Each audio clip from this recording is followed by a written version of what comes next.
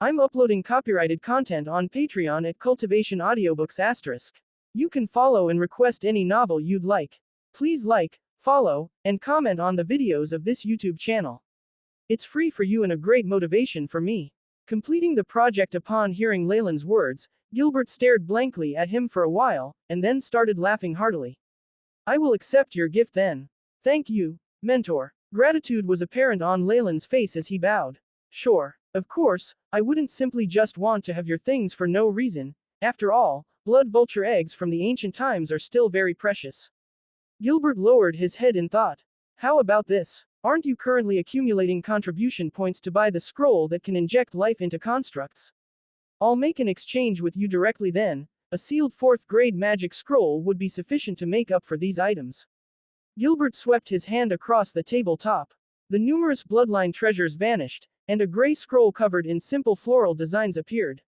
Thank you, mentor. Leylin received the scroll and expressed his thanks again, this time with more sincerity.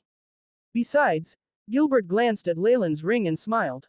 Leylin scratched his head and displayed his embarrassment, knowing that Gilbert had discovered the items he had hidden in his spatial ring. After nightfall, Leylin lay on his bed and examined the scroll in his hands, satisfaction written on his face. Exchanging those items for a 4th grade scroll is indeed a fair trade. I didn't suffer. He then looked at the ring on his hand and collapsed onto the bed, looking as though he would fall into deep sleep soon enough. In actual fact, he was sneering secretly. What Gilbert had discovered was actually what Leylin purposely wanted him to. Inside the ring, there was only a single bloodline crystal and a few remains from ancient times.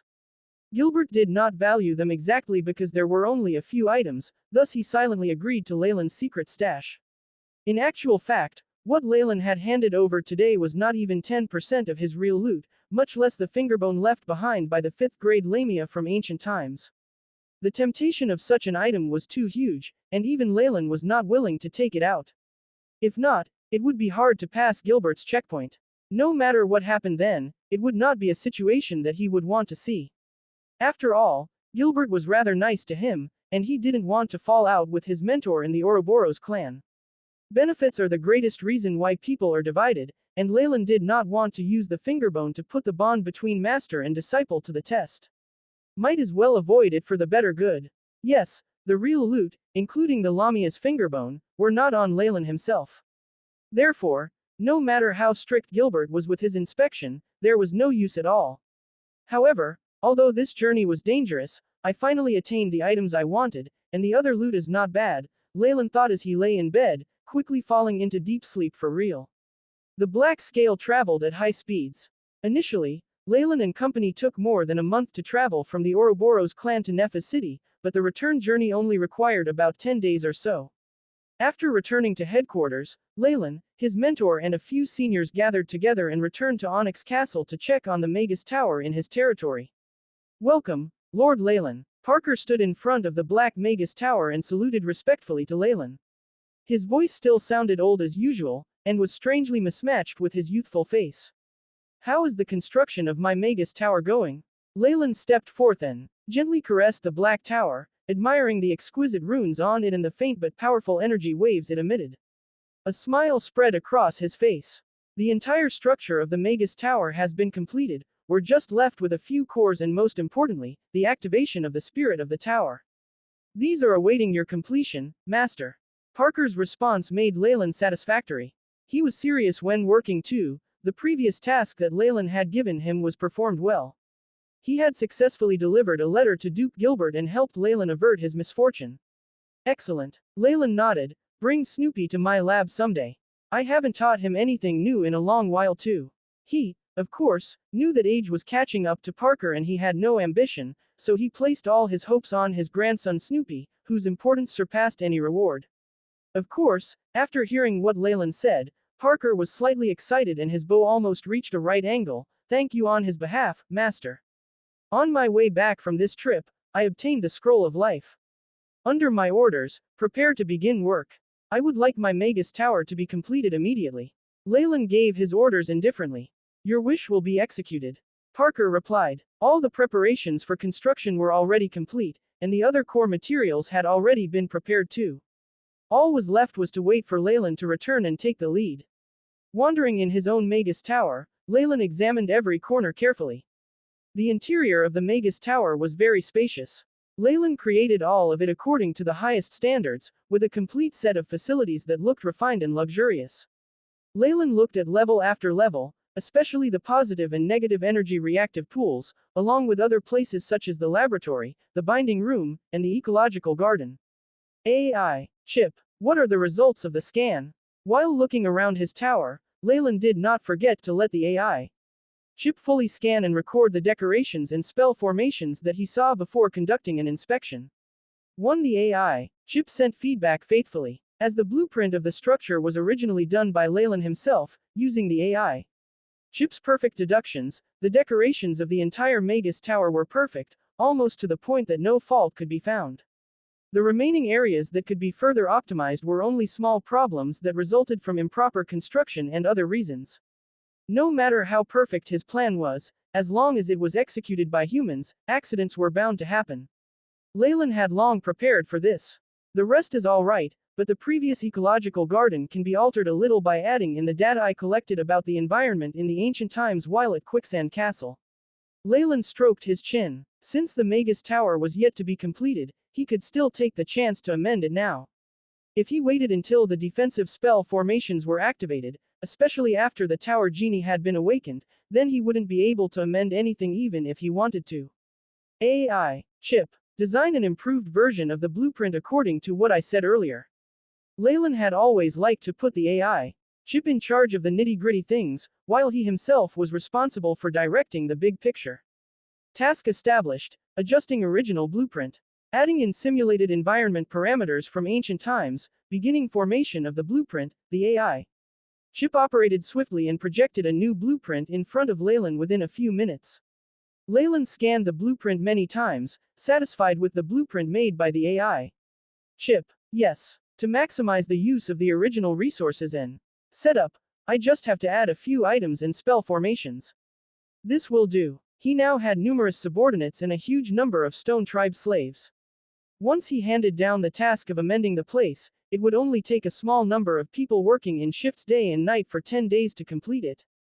Leylin stood at the side of the negative energy reactive pool on the lowest level, and examined the complicated spell designs. At the radiance of the pure gold, silver and other precious materials, his face showed no signs of sadness or joy, maintaining tranquility.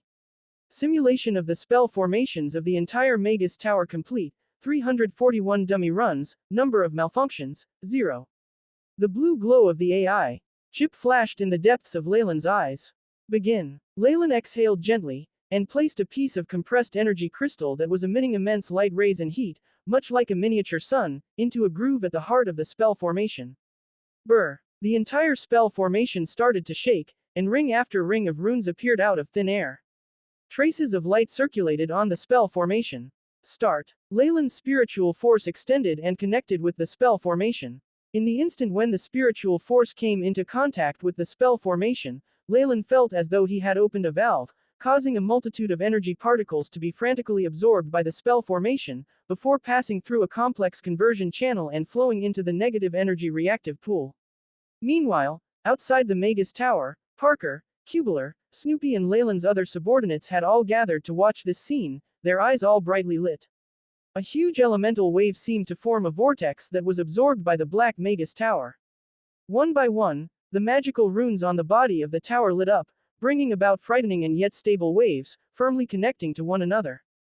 Only Leylin was in the Magus Tower at that moment. He ran to the top of the Magus Tower at the speed of lightning and saw that the external appearance was almost the same, but the spell formation and storage pool gave off an entirely different vibe. Next, the positive energy reactive pool. Leylin pushed the same high-energy crystal into the groove, and the same activation spell appeared from Leylin's hands, merging into the four walls. Boom! At the top of the Magus Tower, a huge elemental wave practically condensed into a physical substance, energy particles of various colors emitting brilliant lights and vibrant colors. They quickly subsided into two rainbows, one bright and one dark. Soon after, the bright rainbow was absorbed by the peak of the tower, while the rainbow with a hint of gold submerged into the ground. The positive energy reactive pool buzzed continuously, the elemental liquids within accumulating further and further until it finally reached the middle mark. Two spheres of light that resembled stars emitted from the peak and underground of the tower, spreading continually across the structure. Numerous runes lit up one by one, and finally converged at its center. Magus Tower spell formation fully activated. Currently operating well. The AI chip pointed out. At that point, Leylin was standing on the point of intersection of the positive and negative energy reactive pools. An unadorned scroll covered in bizarre floral designs appeared in his hands. Fourth grade magic, the scroll of life. AI chip, prepare to inject knowledge into the being. Leylin ripped open the gray scroll, and rays of light burst out. Suddenly, a terrifying attractive force was transmitted from the scroll. The vapor phase spiritual force of his consciousness was consumed in huge quantities, and the process only came to a gradual stop when it was close to being exhausted. 8% of the main structure of the Magus Tower has been scanned. Defense spell formation operation intact, areas that can still be further optimized. 2. Tower Genie number 1. Of course, with how much of his wealth Leylin had expended on this, the power of the activation spell was not to be belittled. A circle of sparkling starlight shrouded the tower. Numerous runes flickered in sync and breathed at the same rate, as if having lives of their own. A faint blue figure began to form in front of Leylin. Master, this Tower Genie is here to serve you. This Tower Genie had been branded by Leylin's spiritual force upon its birth. In addition, it was one with the Magus Tower, and could help Leylin take care of any minute details that might be difficult to find. Alright, here's my first mission. Accept this and fuse with it. A blue seed shot out from between Leylin's eyebrows and quickly entered the blue Tower Genie's figure. A multitude of data flowed across the Tower Genie's eyes, and a tremendous amount of complicated information even caused the newly formed Tower Genie's figure to flicker, as it eventually turned into a ball of light. By the time everything had stabilized, the AI chip's robotic voice was produced from within the blue ball of light, digitization complete. The AI chip system is now serving you. Please choose the exterior appearance. A tree elf. Leylin had never had anything against humanoid managers. The blue ball of light shook, and eventually formed a blue elf the size of a human head, with a pair of wings formed of starlight. I'll call you number 1 in the future. Leylin nodded, very satisfied with this intellectual body's external appearance.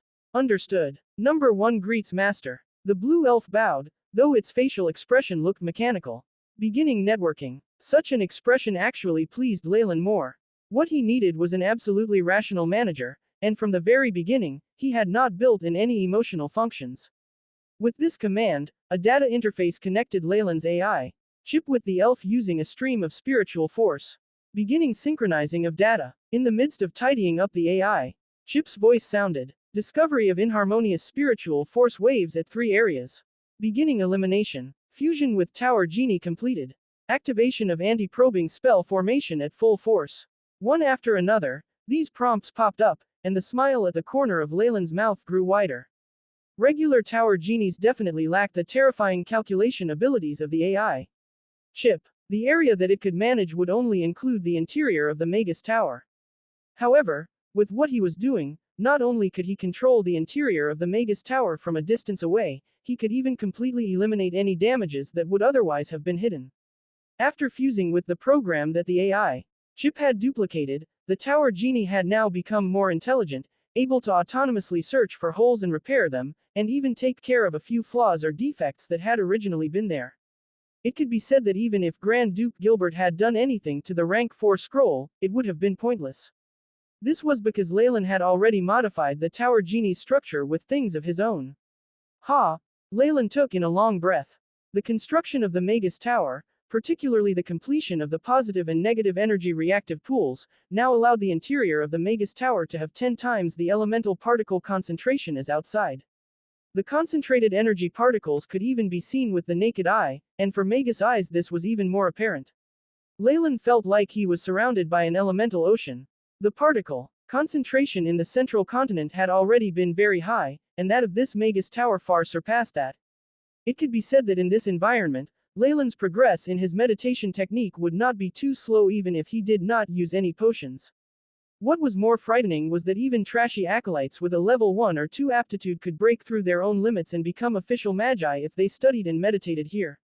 After recognizing this, Leylin immediately made a choice. Unless there was anything terribly important, he would stay and settle down in the Magus Tower.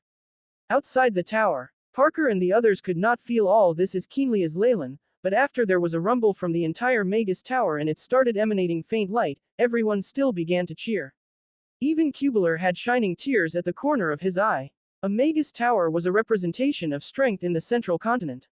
With a Magus Tower, and a Magus like Leylin who was viewed highly, regular magi with crystal phase spiritual force would not dare trespass in this area. In addition, with the large-scaled monitoring abilities of the Magus Tower, the rate of crime would definitely be lowered. This signified that Leylin's power was secured, whether among mortals or magi. As a result, all the vassals who depended on Leylin were extremely moved. Boom. At this moment, with the sound from a power switch, the entrance to the Magus Tower opened up, revealing Leylin's figure. It's finally done. Come in and take a look. Many thanks, Master. A few warlocks immediately bowed. They had contributed to the construction of the Magus Tower, and naturally wished to take a look at it. Ah, the concentration of the particles. Upon entering through the entrance, they were immediately shocked by the terrifying concentration of particles in the Magus Tower. As expected of the Magus Tower that my lord personally constructed. If I had studied in this place from my youth, I might have been able to break through to the hydrophase spiritual force stage by this time. Parker caressed the cold and rigid walls, almost feeling like sobbing. Based on your contributions, I will give you different amounts of authority within the Magus Tower, as well as assign you your own bedrooms, laboratory and the like. Seeing all his subordinates, Leylin immediately made a promise to reward them. Many thanks, Master. Numerous warlocks were immediately touched. They had never even dreamed of having a place in such a high-grade Magus Tower. This was especially so for Parker. Though he had little hope of advancing, all he wanted was to pave the way for Snoopy. He had never expected this treatment at any point in his life, and was immensely grateful. Leylin thought nothing of it. These warlocks were all his subordinates, and ought to be given rewards. With the tower genie supervising, they wouldn't be able to do anything anyway. He would only open up the guest rooms, living areas and a few laboratories to them. The core areas, the positive and negative energy reactive pool as well as control room were safely in his control. As it was very likely that they would live and perform research here, Cubular and the others had a different reaction and emotion to this. Leylin brought them to look at the few levels in the middle, passing by the living room, bedrooms, library, and all the way to the Magus Garden. Leylin had set up this Magus Garden like those of ancient times. Though he had yet to transplant any plants here, some vegetation and precious plants were already growing lushly. A green light shone down. All this was the accumulated life energy that had come from activating the Magus Tower, giving the vegetation a huge boost in nutrition and vitality. With the positive energy pool, the entire Magus Tower's water circulation uses the purest water elemental particles and turns them into water that is purified to the highest degree. The yield from this Magus Garden would be enough to provide for thousands of people if the incoming energy stays at its peak, Leylin introduced, sounding a little proud. With the bonus from the Magus Tower, he could obtain a strength comparable to a Magus with crystal phase spiritual force, and even provide for over 5,000 people in the tower. With this ability and self-sufficiency, it would be considered an extremely frightful large fort in times of war. The Magus Tower was a terrifying war machine, and its amazing strength was enough to obstruct any attempts at spying on them. This is my future base. Leylin sighed in his heart, but a smile then appeared on his face. To celebrate the completion of the Magus Tower, I will hold a feast in Onyx Castle tonight. Let us all revel. An intoxicating clamor spread throughout the room. Night fell and Onyx Castle was filled with scenes of jubilation, with many female singers, dancers and entertainers presenting their art with all the energy they could muster. Waves of delicacies and fine liquor were constantly sent to the feast like running water. As this was in the form of a family banquet, the rules were lax, and even regular nobles were invited. Though the warlocks had formed a circle of their own, they were not repelled by the clamor outside. All faces were brimming with smiles, full of hope for the future of their territory. With Leylin's status, nobody dared disturb him. He drank a few glasses and encouraged his subordinates with a few words, and then secretly left the castle. The moon hung high in the sky, silver moonlight spilling down. The night air held a chill to it and was just right for those who had consumed alcohol. Of course, with Leylin's body, there were few wines that could get him drunk. He came to the side of the Magus Tower. Here, due the superb detection abilities of the tower genie, the original guards had all been transferred out. A ring-shaped rune suddenly brightened on Leylin's hand. I'm here. Come over, Leylin said, his tone holding within a command that was difficult to ignore. A black figure appeared from the air, and came to stand silently beside Leylin. Come with me. The entrance to the Magus Tower opened up with a rumble, welcoming its master. They went all the way to the reception room, and only then did Leylin's facial muscles relax as he took a seat on the sofa.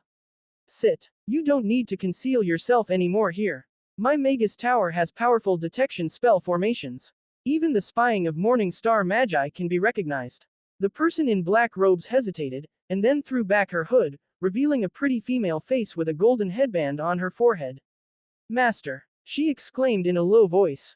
This female Magus was the fugitive Magus leader that Leylin had subdued, Tanasha. Watching Tanasha taking a seat, Leylin asked slowly, I hope there weren't any troubles on the way here. Deceit seen through the Forgotten Land was very infertile and could be said to be a desert of the Magus world. Magi who traveled there were all fugitives who had been driven to desperation in the central continent. Of course, Tanasha was no different. If her identity was exposed, it was not just her, but also Leylin who would be in deep trouble. No, I have been very careful so far.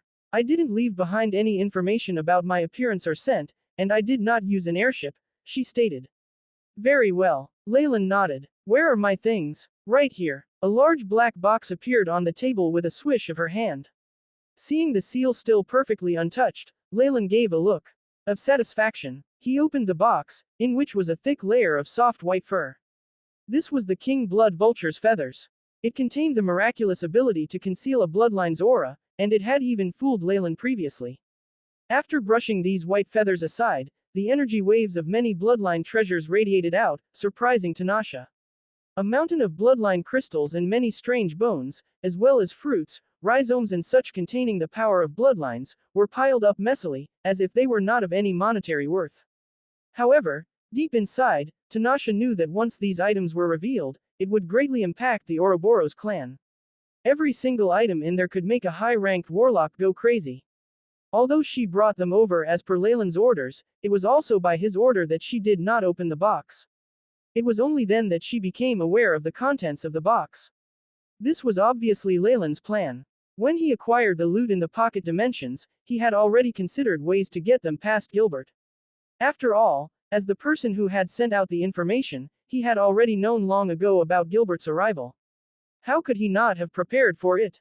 Morning Star Warlock's ability in detecting bloodline treasures was far exceeded Leylin's expectations. He had no confidence in hiding them at all. Hence, Leylin chose not to bring them with him. Even if Gilbert monitored Leylin's spatial pouch and ring, he could only find some of the things that Leylin left behind intentionally. The real loot was all moved away by Tanasha. With regards to this setup, it certainly was a decision that Leylin had made with determination. Firstly, Tanasha had not only sworn her loyalty to him, but also allowed a part of her spirit source to be held by Leylin. For a Magus, this kind of restriction was practically fatal.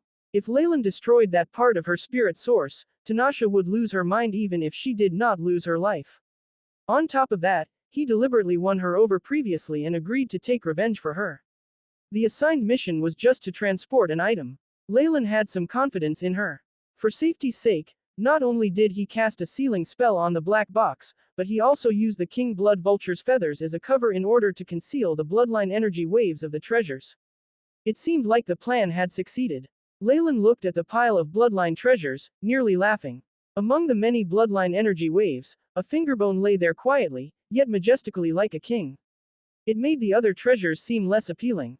Tanasha stared at the fingerbone as if she had seen her enemy. What is this thing? Evidently, the aura of the fingerbone made her uncomfortable. This was unfathomable for a crystal phase Magus. Even though it was just the remains of a creature, it had the power to make her so uncomfortable. How powerful could the living creature have been? Tanasha fixed her eyes on Leylin. Now, she began to find this young Magus increasingly unpredictable. The Lamia fingerbone. Surprisingly, Leylin answered the question directly. Tower Genie, keep these items safely. Leylin picked up the fingerbone and ordered the small blue elf beside him. Yes, my master. The small elf held its chest and bowed.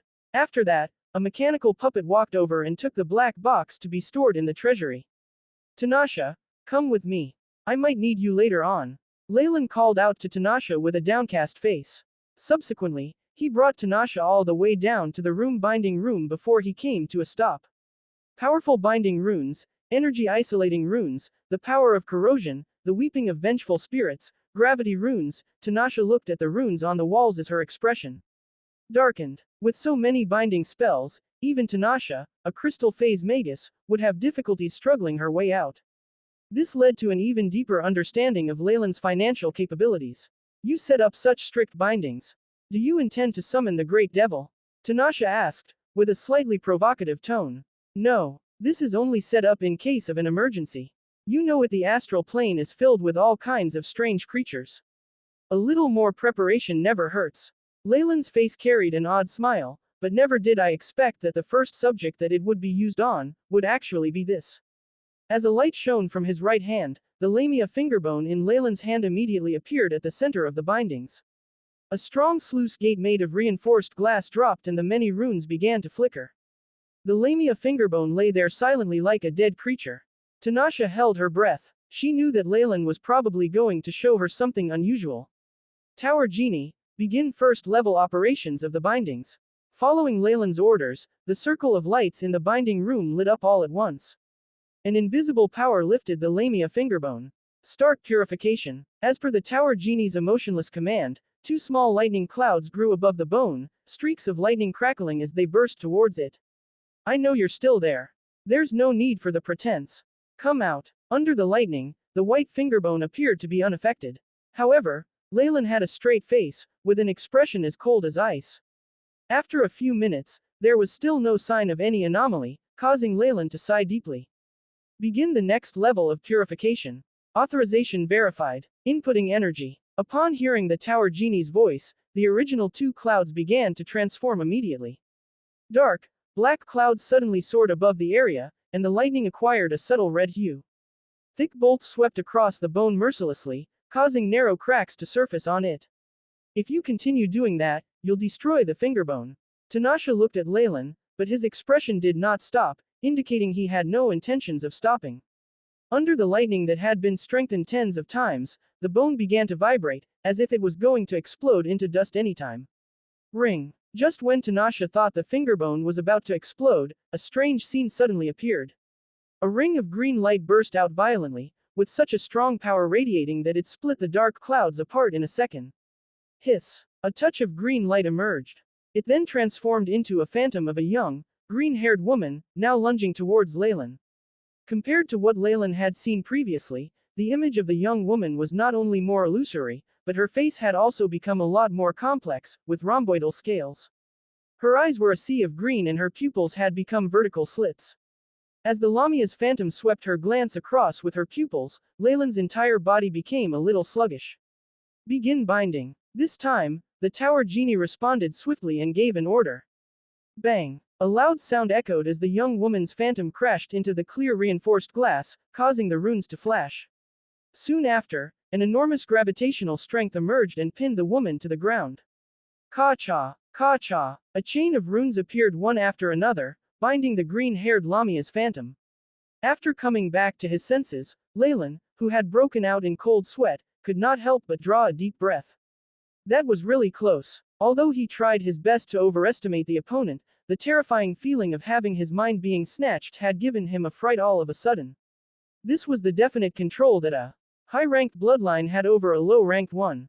In face of the great gap between the ranks, all efforts were to no avail.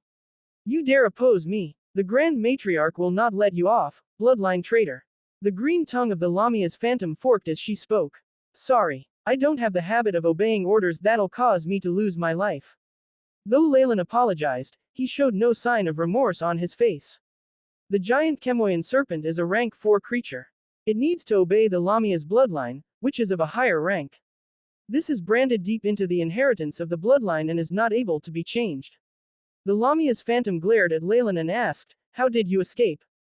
"How would I know?" Leylin swished his hands. In actual fact, he had guessed that it might have a connection with his bloodline. Not only was the giant Chemoian serpent's bloodline in him extremely pure, there was a great possibility that through the AI chip's purification, his bloodline differed from the original. What is this? Tanasha stared at the lamia with a look of curiosity surfaced on her face. The owner of the fingerbone. Just a projection of a destroyed, shattered and unwanted memory fragment. Leylin spoke with disdain. When did you find out? After seeing Leylin like that, the Lamia calmed down. I knew from the beginning. Leylin said calmly. I am not someone who would sit and wait for rewards. I only believe in achieving things through my own efforts. Seeing how you took the initiative to come to me, there's no way I could let my guard down. Frankly speaking, Leylin basically believed the part about the other party being tired of staying in the king blood vulture's nest, but he could not believe that it would be so boring and despair-inducing that one would seek death. Ancient Magi had strong mental endurance, and on top of that, she was an extremely powerful warlock. How could she possibly be cowed by a long period of solitude? Perhaps her true intention was to get out, or to seize a corporeal body with the help of Leylin. A giant Chemoian serpent warlock which is suppressed by the ancient Lamia, was definitely a first-rate target to seize control of. Destroy the moment Leylin used the Lamia fingerbone and fused with it, her remaining memory fragments would also fuse into his giant Chemoian serpent bloodline, secretly lurking within. When the time was right, the Lamia's sea of consciousness would burst forth. How could Leylin be a match for her? It was not just the large gap between them in terms of their knowledge and experience. The inborn control in terms of his bloodline, as well as issues of how she would try to gain dominance over him would definitely put Leylin at death's door. Having thought this through, Leylin's murderous intent towards the Lamia was at its boiling point. However, he had not flared up but instead, pretended that he knew nothing. He waited till the Magus Tower was built, and once his most capable subordinate, Tanasha was at his side and increased his power to the maximum, he then lashed out on his home ground.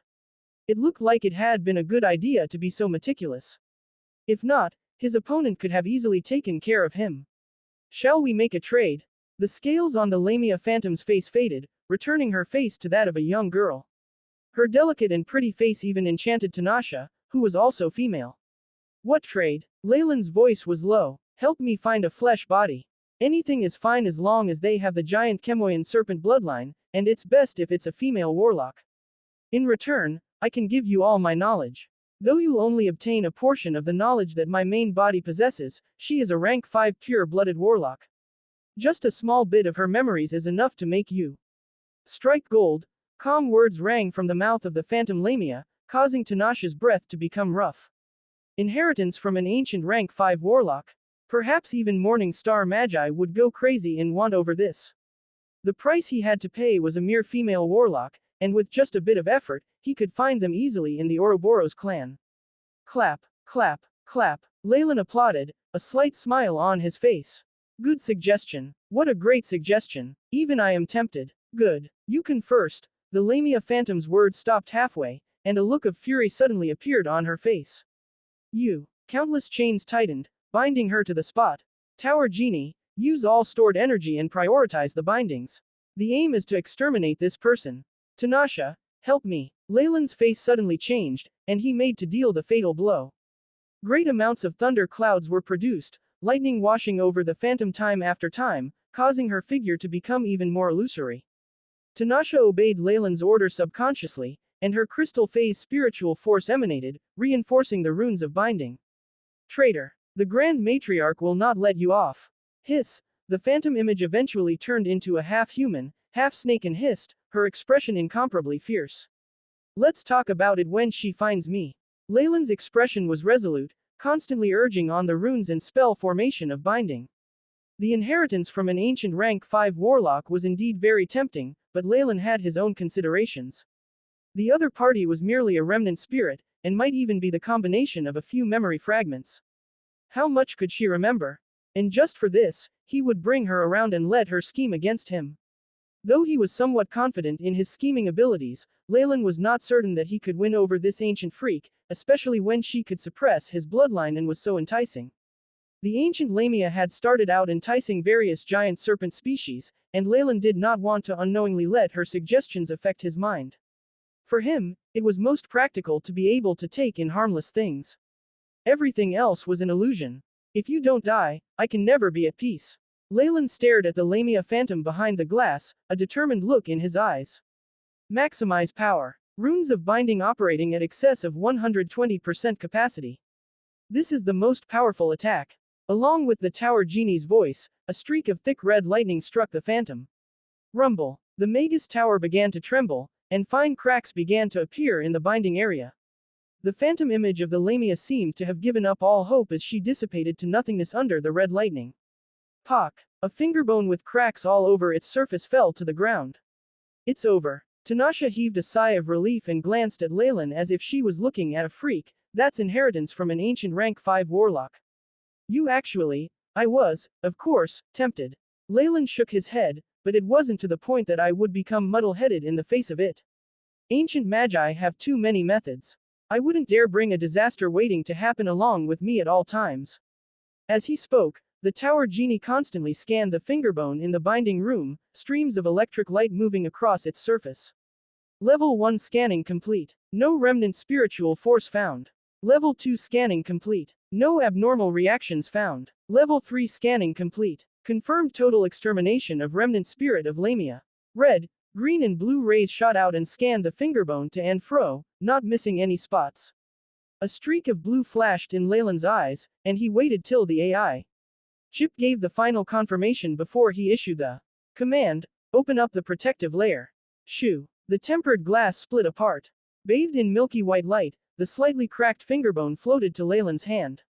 Though it looked like a mere fragmented bone, the rejoicing of his giant Chemoian serpent bloodline told Leylin that the moment he digested this bone, his bloodline would become so pure it would be unimaginable, and might even be able to help him advance. If Mentor Gilbert were to know about this, he would immediately fall out with me in order to obtain it. What ties we have as part of the same clan, our mentor-student relationship or ethics would mean nothing at all. Leylin sighed inside. If not for the isolation by his Magus Tower, he would not dare take it out now. Though it's best if I use it right now, it has too much research value. Besides, Leylin glanced at the data recorded by the AI chip. Activity of host body's bloodline increasing. Maturation period of bloodline estimated to be in 124 years, 4 months. Though it was just some physical contact with his skin and the waves and energy radiation from the fingerbone, it had the legendary effect of Lamia hair, allowing Leylin's bloodline to mature by a large amount. Based on the situation, I don't even need to absorb the bone. I can make use of the radiation to increase the rate of my bloodline's maturation by nearly tenfold. Looks like I'll need to stay in the Magus Tower as much as possible from now on. Leylin touched his chin and ordered the tower genie, keep the Lamia fingerbone well. Store it based on all procedures for special grade 1 materials. Understood, Master. The little elf quickly took the Lamia fingerbone and vanished. There was no other way around it. Bloodline warlocks were extremely sensitive to this type of item. If Leylin brought it with him, not counting Lucian and the others, Gilbert would definitely sense it. The only way was to make use of the powerful energy isolation abilities of the Magus Tower and conceal the undulations from its aura. After taking care of all these matters, Leylin looked back and revealed a kind smile to Tanasha. All right. Tanasha, welcome. After going through such a secret matter together, he evidently had a better relationship with Tanasha. Making use of this opportunity, Leylin invited Tanasha to have a look around his Magus Tower. Glancing at Tanasha, who was immersed while glancing at the Magus Tower constructed with top-grade materials, the corner of Leylin's lips quirked up in a smile. Can I know more about your past? Leylin asked after the tour of the living room, where the tower genie had a few puppets deliver hot cocoa and desserts to them. Since I am now with Master, I have nothing to hide. Tanasha held her mug with both hands and looked pained, as if immersed in some memory. I am of the Maddie Lands, in the dark lunar forest at the western region of the central continent. Leylin listened closely. It was just another story about prophets, women and other things that gave rise to blood and hatred, which he was familiar with. He learned the name of Tanasha's enemy. Some large family in the Crescent Moon Zither Alliance. Yes. If Master could take revenge on my behalf and extinguish the Swain family, my body, spirit and everything will belong to Master. Tanasha promised, looking determined as she delivered her oath. After hearing Tanasha's story, Leylin did not agree immediately, but sank into deep thought. Crescent Moon Zither Alliance was a small organization in the central continent, but since he had heard of it before, there was definitely a Morning Star Magus in charge. However, that Magus was not of the Swain family, so there was a way to interfere in this. I can agree to this, but it might be a long time till then. You need to be prepared. Leylin watched Tanasha's eyes attentively and spoke slowly. Tanasha ran her fingers through her hair behind her ear, a wry smile about her lips. I understand. I am already very happy that Master agreed. Leylin was surprised. It looked like this was her only wish. All right, as for your identity, I have no way to solve that issue yet. I'm afraid you'll need to stay out of sight or return to the Forgotten Land. Do you have any plans? He asked. She lowered her head and pondered over it. I still have a few things to take care of in the Forgotten Land. All right, Leylin nodded. One more thing. In the Forgotten Land, there is a kobold tribe. I'll need the blood essence from the stronger ones, meaning rank 3 or above. The kobolds were rumored to have the great giant dragon bloodline, and Leylin was very interested in this. That's not a problem. There are many powers with conflicts amongst each other within the Forgotten Land. Battles are common. Tanasha nodded and agreed. Guessed Leylin holed himself inside the Magus Tower after its completion. This was because the elemental particle concentration here far surpassed that of the outside, allowing his spiritual force to grow much. Furthermore, there were many high-level experiments that could only be done in the Magus Tower. Many of his previous theories could finally be put to the test. More importantly, the Magus Tower could block out the probing of high-ranked magi, turning into an elusive location which could hide Leylin's many secrets. With those factors coming into play, it was natural that Leylin almost never left the tower, and had neglected both sleep and food to focus on his meditation practice and research. Many top-notch results had been actualized with the AI chip's assistance, which had increased Leylin's own knowledge reserves. In the gigantic library, Snoopy was trying his best to chain up a hysterical, screaming copper-colored book that had pages filled with fangs, and properly settled it on a bookshelf made of black pinewood. The library of a magus was naturally extremely enriching, and represented the accumulation of its owner's knowledge. Even though Leylin had the AI chip, he had previously collected many books from the South Coast and Twilight Zone. The books were so plentiful that all the space was practically filled up. Now, they would have to tidy the books up and sort them out according to their different genres. Other than that, the central continent was vast as well. Its accumulated knowledge was even more shocking. Leylin had always been actively purchasing books related to magic, and a steady flow of such books were sent to the Magus Tower, which further enriched his collection. His apprentice Snoopy was sent here to sort out and manage the conservation of the books. Even if it was tough, he cherished this opportunity. Not to mention the stiflingly high concentration of energy particles in the tower, the chance to read so many books freely made him so happy that he could die. Even if he had his head buried in books day in and day out, he would only have covered an insignificant portion of Leylin's collection. Only now did he realize the depth of his mentor's knowledge. Just the terrifying accumulation of information was enough for him to look up to Leylin.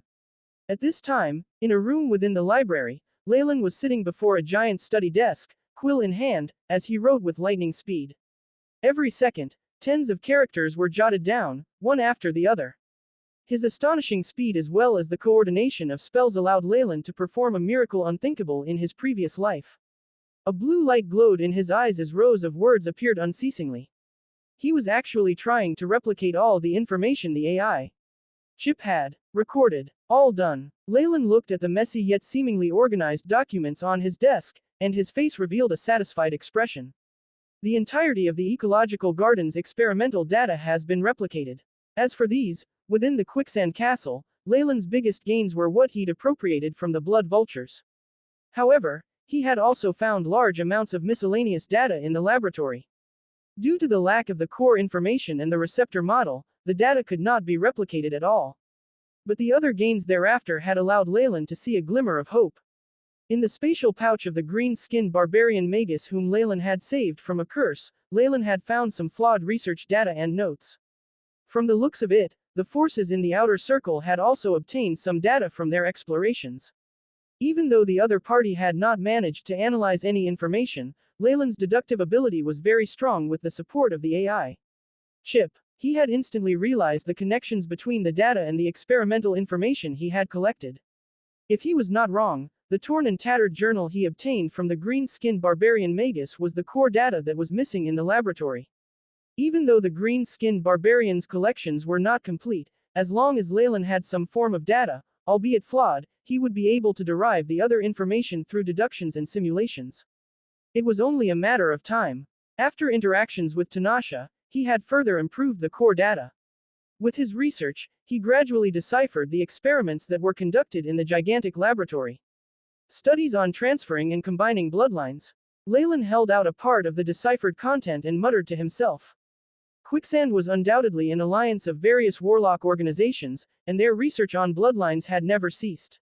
Their experimental data was actually more in-depth and concrete than the research of the Ouroboros clan, which had allowed Leylin to reach a whole new level. I have a premonition that if I finish analyzing the experimental results and add them into my own AI chip system, my research in bloodlines would advance to an unimaginable stage, even to the extent that I can directly extract genes from rank 1 and 2 bloodline creatures and assemble them into an ancient bloodline. Excitement flashed across Leylin's eyes. Bloodline shackles were the greatest pains to a warlock. Those that had advanced to the peak of what their bloodlines would allow and reached a dead end would normally choose to turn their attention to research on bloodline modulation and combination. That was also the main direction of the research of the Ouroboros clan. While the three elders were looking for the purgatory world, they were also trying to manufacture an even stronger bloodline by building upon the foundations of the giant Chemoian serpent's bloodline, and from there onwards, break their own bloodline shackles. Of course, until now, the experiments had made no progress to speak of, not to mention any hopes for success. From the looks of it, in this area, the ancient warlocks have greatly surpassed us, Leon sighed as he held the data tighter in his hands. If he did not experience a breakthrough after being promoted to a Morning Star Magus, or if his search for the purgatory world were to fail, this would perhaps be his last hope. Tower Genie. Store the bloodline research data well, at level 1 confidentiality. Leylin issued the command. Nowadays, he felt that it had been extremely worth it to construct the Magus Tower. If he didn't have one, let alone experimentation and information storage, how would he hide such a valuable object? Just after Leylin had consumed some food and was about to start research, the Tower Genie suddenly appeared before him. Master, a strong radiation has been sensed southeast of the Magus Tower, about 200 kilometers away. Estimated to be a Magus of rank 3 or above. In terms of range of detection, the Magus Tower far surpassed the AI chip. That was also one of the reasons why many magi liked to construct a Magus Tower in their territory. The feeling one got when in complete control of their territory and that nothing could escape their eyes was extremely desirable. More importantly, they were able to protect their own interests. Of course, in terms of accuracy, the Magus Tower could not measure up to the AI chip. Currently, it could only scan for energy spikes, and could not concretely tell him how many people there were or even their genders. Leylin was not too worried about that. Even when compared to all other Morning Star Magi, his Magus Tower was one of the best in the entire central continent. As the enemies inched closer, the accuracy of the Magus Tower's scans would increase until it could project a proper image. It's them. I'm afraid I'll have to go out for a while. Leylin looked at the two silhouettes in the image and stood up, feeling a headache coming on. At the same time, Kesha had arrived at Onyx Castle with another female warlock. Cubular, who was in a butler uniform, lowered his head. Distinguished Marquis Kesha, my master is currently conducting experiments in the Magus Tower. If you could rest here for a while, I'll inform him immediately. As a Manxtray bloodline warlock, his position in the Ouroboros clan was very low, and he could only admire the highly ranked magi like Kesha. If he wasn't Leylin's vassal, he would not even have a chance to speak to her. There's no need for that. He's already here. Kesha waved her hands, and a shadow from afar waved back. Hee. How did Senior find the time to visit me here? Leylin landed on the floor, his robes flowing in the wind. He nodded to Kesha as a form of respect, and looked at the other female warlock. The warlock had jet black hair that gushed like a waterfall until her waist. This was an effect of the darkness elemental energy particles in the giant Chemoian serpent bloodline, but it matched Leylin's standard of beauty very well. Her fair skin, gentle facial features and voluptuous body were what made many men find her unforgettable, but what left a deep impression on Leylin was her wild and reckless personality. Welcome to my castle as well, Marquis Freya. Leylin's smile was a bit forced. Kesha, however, disregarded all societal expectations and came forward, giving Leylin a passionate hug. Leylin, I haven't thanked you for saving my life the other time. Originally, I had wanted to subsidize the construction of your Magus Tower, but from the looks of it now, you are so much richer than I am, she remotely sighed, and appeared to be jealous as she stared at the splendor of the Magus Tower not far away. Kiki, that's only some savings from a lifetime of risks. Leylin touched his nose and said unabashedly. All right, Freya and I came here today specifically to see you. Aren't you going to show us around? Kesha curled her mouth. In front of close friends, she behaved in a feminine manner, and was sometimes even childish. Of course, it'll be my pleasure. Please. Leylin Riley stretched out his hands and locked arms with Kesha. Inviting close magi to take a look at one's Magus Tower, or even to reside and perform research there, was something many magi used to strengthen their bonds with them. Leylin, of course, was not an exception. Thanks to the manipulation abilities of his tower genie, things that he did not want found would be hard to discover while inside the tower, even for Morning Star Magi. Hence, there was no need to fear his secrets being exposed. The trade Leylin led Kesha and Freya around his Magus Tower. Kesha oohed and awed at everything, while Freya was much quieter, as though there was something on her mind. Phew, Junior Leylin, I take back what I said earlier. You're not only much richer than me, you're a lot richer than even Senior Lucian. Kesha said, pleased. She was half lying on the sofa in the living room without the slightest care about her wardrobe malfunction. In my opinion, even Lucian's Magus Tower might not be as luxurious as yours, Leylin.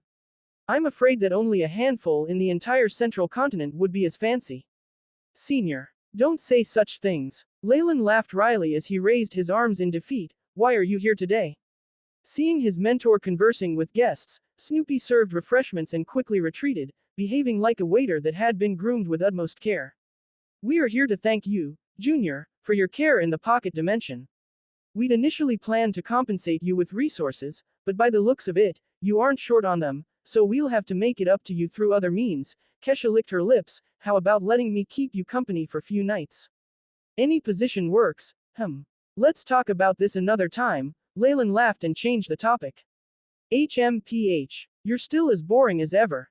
Kesha shook her head regretfully. On Freya's end, she's here to ask a favor of you, hoping to make a trade with you. A trade? Leylin had his doubts, and instantly recalled the previous incident at the trading hall. Not that kind of trade. Of course, if Lord Leylin is willing to sell his seed, I will offer a high price. Freya giggled with her hand over her mouth. I don't have any plans in this area just yet. Leylin said with a straight face, realizing that speaking to these women was indeed very tiring. As though afraid to anger Leylin and cause the trade to fall through later, Freya was very obedient and didn't dare tease him. Actually, I'm offering a high price for a certain material that you possess. Which material? Leylin put his guard up in a split second. Bloodline crystals. Freya took a deep breath and looked at Leylin expectantly. Oh, that. A look of understanding flashed in Leylin's eyes. Bloodline crystals had the potential to strengthen bloodlines, and even had the powerful effect of purifying them. Although they did not have much effect on Leylin, a warlock whose bloodline was already purified to its limit, it was a priceless treasure to Freya whose family's bloodline was showing signs of degradation. But, how did you know about them? Although the question was posed to Freya, Leylin's eyes were fixated on Kesha. Under Leylin's gaze, Kesha couldn't help but feel uncomfortable, before sitting up and saying arrogantly, that's right. I told her. You still have leftover bloodline crystals from the time when you performed the exchange with Mentor, right? You don't have any family, so you don't need them urgently. On the other hand, Freya is a good friend of mine, and the price she's willing to pay will definitely satisfy you. Leylin stroked his chin. What he handed out on the black scale previously was only a portion of his possessions. He still had a secret stash of a few pieces in his spatial ring. Of course, this was done on purpose for Gilbert to see. Otherwise, even a regular human would be suspicious of such a generous student. There was no way sly old Duke Gilbert would believe him to be without a trace of selfishness, especially as a magus. Thankfully, everything went as Leylin had expected. Although Gilbert knew that Leylin had a stash in his spatial ring, he didn't pursue the matter. And instead was more assured. Leylin's secret stash was not tempting enough for Gilbert. From the looks of it, Gilbert didn't care about it, but that didn't mean that other high-rank warlocks didn't. He must have been spreading the news, or else Kesha would not have known either. Bloodline crystals. I still have one remaining piece, but you should be very clear of its value. How much can you pay for it? Leylin muttered, tapping his finger on the table rhythmically, as though struggling with the thought. In actual fact, he had already decided to sell off all the materials he had shown, or else many people would have their eye on these items. This time, it was Kesha and Freya, who were close to him. In the future, however, if crazier people like Miranda or Senior Lucian came over, what should he do? Freya and Kesha exchanged looks of joy. As long as they were willing to offer a price, everything would be settled. Their families had profound backgrounds and possessed much that was enticing to Leylin. Since Freya had made special preparations before coming, the items must be even more tempting. A set of the hydro and crystal phase spell formations that have been passed down the generations in our family. They can increase the success rate when compressing your spiritual force by 10%. Freya's first sentence made Leylin's eyes light up. The compression spell formations inherited by such high-ranked warlocks could not be compared to the normal goods exchanged in the trading hall of the Ouroboros clan. Furthermore, the other party was also a giant Chemoian serpent warlock, so the spell formations developed would be even more appropriate for bloodline warlocks. That's not enough. Leylin kept a straight face. And this. Freya pushed a red box before Leylin. The box was small and had a grainy wooden texture, likely made from some bark. A loop of fiery red energy particles surfaced on the box, forming multiple seal patterns. What? Leylin furrowed his brows and blew lightly on the box. Whoosh. Powerful yet fine black darkness elemental energy particles whizzed by, and the seal on the box started to disintegrate, tearing apart inch by inch. As strong as a crystal phase magus. Kesha gasped in awe, the amplification from your magus tower is really terrifying. Freya was also shocked. She had purposely left the seal on the box as it was, with the intention of testing the waters, but it looked like Leylin's abilities in his magus tower were far beyond her expectations. As a matter of fact, within the amplification boundaries of the magus tower, Leylin could not only display strength comparable to a crystal phase magus, but could even manipulate the energy particles in the positive and negative energy reactive pools to replenish what had been depleted. His magic power was endless. If any average crystal phase magus were to enter, they would waste all their spiritual force against him. It could be said that within the range of his own magus tower, the only ones that struck fear in Leylin were Morning Star Magi. In response to the exclamations made by the two women, Leylin's expression did not change, as he opened the box. At the bottom of the box was a thick layer of soft, pure white velvet. And right in the center of the velvet cloth was a red octagonal gemstone. A few intricate gold runes were swirling around in the jewel, much like tadpoles. Hall's Jewel. Rarity. One of the 3 ancient wondrous items. Has the ability to greatly boost the compression of a bloodline warlock's spiritual force, and can increase the success rate of advancement to the hydro phase by 50%. The AI chip swiftly transmitted the corresponding information to Leylin's brain. It's actually Hall's Jewel. Leylin was unable to mask his excitement. Haven't these materials been lost since ancient times? With this gemstone, coupled with the hydro phase spell formation, his spiritual force would naturally enter the hydro phase without a bottleneck once he had sufficient spiritual force. It was obvious how important this object would be to him.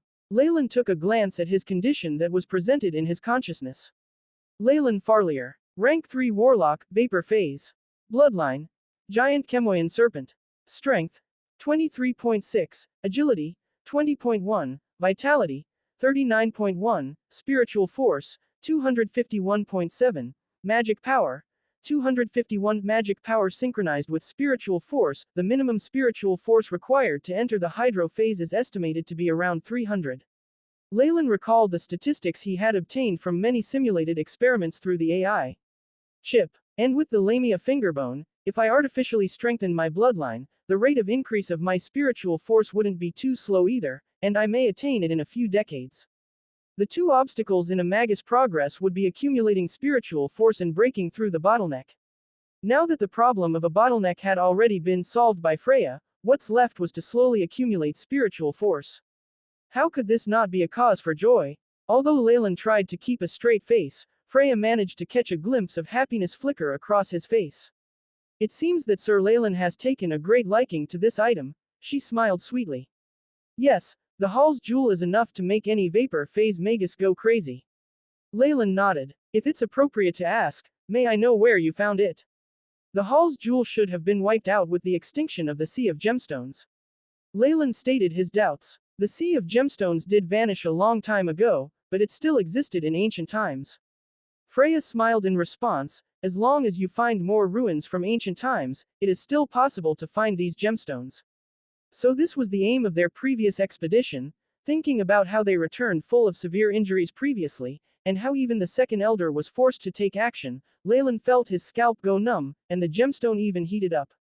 I initially wanted to give it to you without any conditions, but, Freya expressed her regret, but Leylin was secretly afraid. Thankfully, he owned something that she wanted, or else he would have a hard time deciding if he should accept the Hall's jewel should she have really sent it over as a present. Once he took the bait, the other party would tempt him with more benefits in the future, landing him in a trap until he willingly married into her family. Sadly, in the history of magi, many with shockingly excellent inherent skills but yet without a background or much status were enticed into marrying into other families in this manner. Although both parties would be satisfied in the end, Leylin was different from them. Living in seclusion compared to those warlocks who were talented but had no background, Leylin was much more extravagant. With the AI chip in his hands, his learning and operating abilities were far better than other common magi. These in turn resulted in increased productivity, allowing him to earn sufficient resources for his practice and research. Hence, he did not need to look for support from a large clan like other magi did in order to obtain the required supplies, academic knowledge and so on. However, due to the many secrets he had no choice but to stay alone as much as possible and conceal his secrets in the darkness. As such, until now, he had never once thought of finding a partner. Those times when he slept with women were only to have fun, or to satiate his needs. If Freya used the Hall's jewel to seduce him, that would be a headache for him. Luckily, he now had in his hands something that she needed urgently, and things would not get so complicated. Moreover, although the bloodline crystal could not eradicate the issue of the other clan's bloodline weakening, there was still hope to delay it for a period of time. This would give Leylin some time. How is it? Are you satisfied with the exchange? Kesha curled her lips out of what seemed to be injustice and said, if this is still not enough, then count the two of us in. In order to obtain the bloodline crystal, Freya is ready to put everything at stake anyway. That's enough. Leylin nodded, pretending that he had not heard the other part of Kesha's words. The two of you, please wait a moment. He rose and turned into another corridor. After Leylin left, the two female magi relaxed at once. They knew that the entire Magus Tower and especially the interior, was all under Leylin's control. However, it felt different when he wasn't around. The two women even seemed to have a faint hope that their words would reach Leylin through the tower genie. How is it? Are you reassured now? Kesha fell lazily onto the soft couch, the slit in the lower part of her gown vaguely exposing her snow-white thighs. Yes. Freya heaved a sigh of relief, but it seemed as if she was disappointed. Actually, the bloodline crystal can only relieve the deterioration of the bloodline for at most a century. When the time comes, what is to happen is inevitable. Moreover, using the bloodline crystal repeatedly will cause its effects to weaken sharply, ultimately making it completely ineffective. It seemed as if Kesha was bewitching Freya, hence, the safest method is still to absorb fresh blood. With the degree of pureness of Leylin's bloodline, your clan will not have to worry about this for the next few centuries. Then why aren't you doing that? Freya blushed slightly as she threw a question back at Kesha without backing down. Of course I want to, but it's not like you haven't seen it. This method doesn't work on him. What else can I do? Kesha sighed, took a few steps forward and raised Freya's chin with her finger, such a beautiful and pure female magus, and that guy isn't even tempted. Is he really made of stone? Sister Kesha isn't lacking either. An indistinct smile flashed across Freya's eyes as she clasped both hands around Kesha's waist. It seems that I've got to teach you a lesson this time. Kesha grinned and gave Freya a kiss on the lips. Leylin, who saw the scene through the tower genie, could not help but be a little dumbstruck. These women were indeed wild and playful, and were even completely unscrupulous in trying to tempt him. Unfortunately, Leylin could see but could not touch them. He had to control his bloodline, which made him feel slightly depressed. However, Leylin smirked slyly. Previously, he did not dare to sleep with women because he was afraid that they would use techniques and spells to steal his bloodline. However, ever since he'd obtained the research data regarding the composition of bloodlines from Quicksand Castle, his knowledge of bloodlines had deepened. If he was given a little more time, he could definitely develop a technique that would not leak out his seed and keep the source of his bloodline. If it were to be combined with the AI chip, even if those women coveted his bloodline, they would not have a chance of getting anything out of him. When that time came, the expressions of those women who had suffered a loss in order to obtain the bloodline would surely be very interesting. As for now, watching the sexy scene on the screen made a faint anger rise in Leylin. It seemed that he would have to order Cubeler to buy some beautiful female slaves to extinguish the fire within him. Leylin was always unwilling to make things unfair for himself. Everything he had must be the best, regardless of the aspect. After all, what's the point in having eternal life if he could not enjoy the pleasures of the world? Although he wanted to join in, Leylin still waited in a gentlemanly manner for more than 10 minutes before entering the living room. The living room had already been tidied and cleaned, and the clothes on the two women were extremely neat without a speck of dust. Their expressions were very calm, as if they had done nothing but wait for him during this entire time.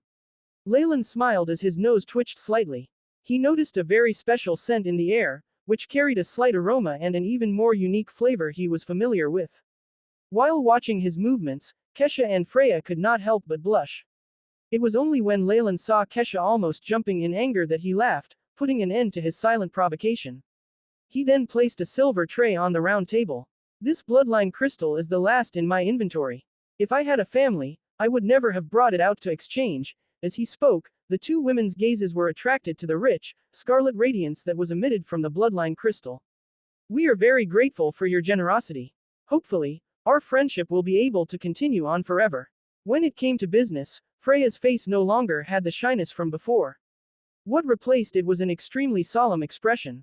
Yes, yes. Kesha nodded in agreement beside her, along with a hopeful gaze towards Leylin. I heard from Mentor Gilbert that you were very dishonest that time and even hid some of the precious remains of ancient creatures. Come on, share them with us too. As Leylin watched this senior of his whose eyes were almost sparkling with radiance, he could not help but shake his head and laugh wryly. Leylin, Mentor told me to inform you to be more cautious these days. If there's nothing going on, do not exit the Ouroboros clan's boundaries. At the time of parting, Kesha whispered into Leylin's ear. What? Leylin was startled, but he swiftly gathered his thoughts and asked, is it because of Demon Hunter Cyril? That's right. He's a Morning Star Magus after all, and just by revealing his intentions of attacking, many magi wanting to get into his good books would do all the work on his behalf without him even lifting a finger. This is especially so for magi of Nephas. They are rather insane. A wry smile emerged on the corner of Kesha's lips. It's not just you. Robin and I were also given the same order by Mentor. After a long silence, Leylin nodded with a smile. I understand. It just so happens that I've been wanting to take a break for a while now. The Magus Tower has also just been built, and I have yet to begin any experiments as of yet. For the next few decades, I can't leave this place.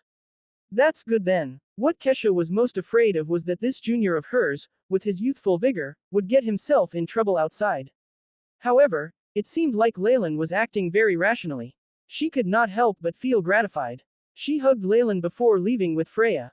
As he watched the silhouette of the two women disappear before his eyes, Leylin's smile slowly faded into a dark, gloomy expression.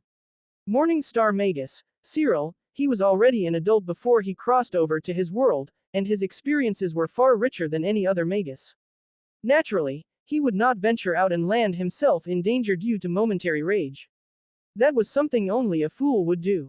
When it was time to withdraw, Leylin did not mind hiding in a tortoise shell. As for his reputation, honor and such, with his life in jeopardy, none of those mattered. However, Leylin was still unhappy about the Morning Star Magus' pettiness and grudge-holding attitude, especially when he recalled the time when the other party attacked without considering his reputation. If he had not prepared in advance and gotten Mentor Gilbert's reinforcements, Leylin would have died there. The great Morning Star Magus is just like a star in the sky, bright and radiant, as if everlasting. Leylin glanced in the direction of Nephas as a sneer emerged on his face. However, even if it is a star, it's bound to be extinguished one day. What more, Demon Hunter Cyril? I look forward to the moment you fall from the sky. In his heart, Leylin had already decided that when his skills surpassed the other party, he would definitely fulfill Cyril's destiny of death. Of course, on the surface, Leylin had not exposed his intentions at all. After Kesha's warning, Leylin had been keeping a low profile and hid in his Magus Tower. He even avoided going to the headquarters as much as possible. On one hand, there were a lot of experiments and tasks to work on. But a larger reason was that he actually had problems with the materials. The Magi who coveted what he had numbered far more than just Freya. Fortunately, he was now a vapor phase Magus and was considered a high-level Magus in the organization. Furthermore, after building the Magus Tower, he was comparable to a crystal phase magus in his territory and could not be trifled with. In addition, many magi would reconsider and wonder if it was worth it to offend a promising young man like him just for material items of lesser significance than Leylin's potential. As such, his days went by relatively peacefully. Of course, this was all possible since the fact that he had secretly ordered Tanasha to carry the resources had not been divulged. If not, there was no need to think about the effects this would have on the Magi's relationship with Leylin. Even Morning Star Magi would get involved. He obviously hoped to sell those items as soon as possible to avoid others having their eye on them. After all, this bit of his harvest was only a drop in the ocean for him. However, if he sold them too easily, it would very likely attract suspicion. This was why the whole process had been delayed. After a year of waiting, Leylin finally had the opportunity to sell off the rest of the remains of high-energy creatures in his possession at a high price, by commissioning the Ouroboros clan to auction it. These items were ultimately bought by Lucian. Century after settling the troublesome matters, Leylin's life sank into complete serenity. Every day, other than meditating at fixed times and using the Lamia fingerbones radiation to mature his own bloodline, he was cooped up in the laboratory. He had already completely recovered the information on bloodline combinations. Besides that, he would patrol his territory and mentor Snoopy on occasion. Such peaceful days were hard to come by. With the passage of time, his strength was slowly increasing, and was something worthy of rejoicing over. Before anyone knew it, Leylin's authority had been firmly set in place in his territory. The gigantic onyx castle towered on this piece of land, becoming the nucleus of power in this world. With the years rolling by, it left its mark on history. Apart from being indestructible, the castle now had some history to it, which was something only the castles of true nobility could accumulate. The only constant was the huge Magus Tower nearby, its everlasting glow seemingly eternal. Inside the tower, Leylin lay on a huge experimental desk half naked, his firm muscles visible. A few robotic arms were holding a translucent crystal ball above him, releasing blood-red rays that swept across his body. His eyes were closed, as if trying to sense something. If one looked through the surface of the crystal ball, they could faintly see a milky white fingerbone suspended at the center of the crystal ball, emanating a mysterious light. The entire process lasted for a total of 2 hours before the robotic arms retreated back into their valves. Leylin then opened his eyes. However, his pupils had now turned amber, still containing an ominous glint. The moment he opened his eyes, the tools in front of him all became ash-gray, turning into stone. The alarms from various apparatus began to ring unceasingly. Leylin lowered his head, deep in thought. The bloodline is too rich, that can be a problem as well. When he raised his head once more, the amber in his eyes had faded, instead replaced by a pair of bottomless black pupils. Yellow skin rustled as he tore a layer of his body and threw it aside. The skin still had fluids and traces left behind by the scales. Leylin continued to tear off his dead skin, as though he was molting like a snake. This is already the third time I'm undergoing molting. Leylin looked at the molted skin as helplessness flashed across his face. Warlocks, advancement was done through meditation and transforming the body, progressing towards becoming ancient creatures. It could be said that the higher rank the warlock was, the less human they would be. The same held true for warlocks of the Ouroboros clan. Since Leylin's bloodline was that of a giant Chemoian serpent, he naturally would undergo molting periods in his growth. However, under the radiation of the Lamia fingerbone, the molting process had been greatly expedited. Tower Genie, prepare warm water for my bath. The Tower Genie acted quickly under Leylin's order. Before he'd even reached the designated bathroom, steaming hot water had been prepared. Water elemental particles had been condensed into a pure liquid, and had been made extremely suitable for the bodies and skin of warlocks through specialized proportions. Leylin lay contentedly in the bathing pool made of black marble. As he looked at his fair and smooth skin, his eyes faintly phased out. Every single time he molted, his strength would see a rapid increase. The rate of his advancements recently had been truly terrifying. Leylin looked at his palm. Who would have thought that these ordinary slender hands could hide such extraordinary power? How time flies. This leisurely life of mine has gone on for a century now. Leylin sank into deep thought. Indeed, nearly 100 years had passed since his foray into the Forgotten Land. Such a long period of time was enough for commoner families to have passed between 4 to 5 generations, yet all this did for Leylin was make him look more mature. Given his life expectancy as a high-ranked warlock, he could be said to still be in his teens. In this last century, Leylin had maintained a low-profile lifestyle, immersing himself in research and drawing links between his own knowledge base and that of the central continent. He had even reached the boundary in multiple areas. The AI chip's data had also been updated several times. Leylin Farlier. Rank 3, Hydro Phase Warlock. Bloodline. Giant Chemoian Serpent. Strength. 30, Agility. 30, Vitality. 45.5, Spiritual Force. 315.6, Magic Power. 315 magic power in synchronization with spiritual force through the Lamia Fingerbones maturation of his bloodline. Even without the consumption of spiritual force potions, Leylin's spiritual force increased day by day, up to the point where he fulfilled the requirements to advance to the Hydro Phase. 20 years ago, Leylin had used the Hall's Jewel and Hydro Phase spell formation to finally condense his spiritual force, breaking out of Hydro Phase. There were, even more, merits to the maturation of his bloodline. His strength and agility, which had stagnated for a long time, experienced an exponential growth, while his vitality steadily increased as well. Once both strength and agility reached 30, Leylin knew that even the Chemoian giant serpent bloodline could not lead to an indefinite increase in these areas. This was probably his current limit. Similarly, the increase in vitality from every consecutive molting was diminishing. It seemed like it, too, would slow to a crawl. Leylin clenched his fists, feeling the surge of strength within. Just the radiation from the Lamia fingerbone could bring about so many benefits, he muttered to himself as he felt the increase in power from the molting, his blood bursting with vitality. Outside the bathroom, two pleasant voices similar to that of an Oriole sounded, "Master, it's time for lunch." Leylin smiled and exited the bathroom. Two teenage girls in maid costumes were kneeling on the two sides of the bathroom. They showed not a tinge of bashfulness when he walked out stark naked, using a large white towel to dry him and dressing him in a loose robe. It was clear that these two emitted energy waves unique to rank 1 magi, and they possessed a special charm. They were actually warlocks. Even though they were only rank 1 and did not have a pure bloodline, they were still hard to come by. They were warlocks under Leylin's guidance. The two were actually sisters who came from the same family tribe of giant Manxtray snake warlocks. Due to the restrictions of their bloodlines, their position in the Ouroboros clan was very low. Once Leylin had released news that he was hiring, the family had immediately sent these two sisters to serve him in his tower. The Magus Tower was extremely dangerous. Even its living quarters had large amounts of radiation, and commoners would not be able to live on the premises. Only magi were suited to stay within. Leylin's Magus Tower was naturally only open to a few of his acolytes and subordinates. Even though they were only given access to the living areas in a few laboratories, it was more than enough for them to be moved to tears. Mentor. In the dining hall, Leylin saw Snoopy. That kid had already advanced to become a rank 2 warlock. For his black Horal snake bloodline and meager natural aptitude, it was considered a great feat. Leylin nodded his head lightly and sat at the head of the table. The two twin sisters immediately served delicious food. "How's the cleanup of the library going?" Leylin asked Snoopy while eating.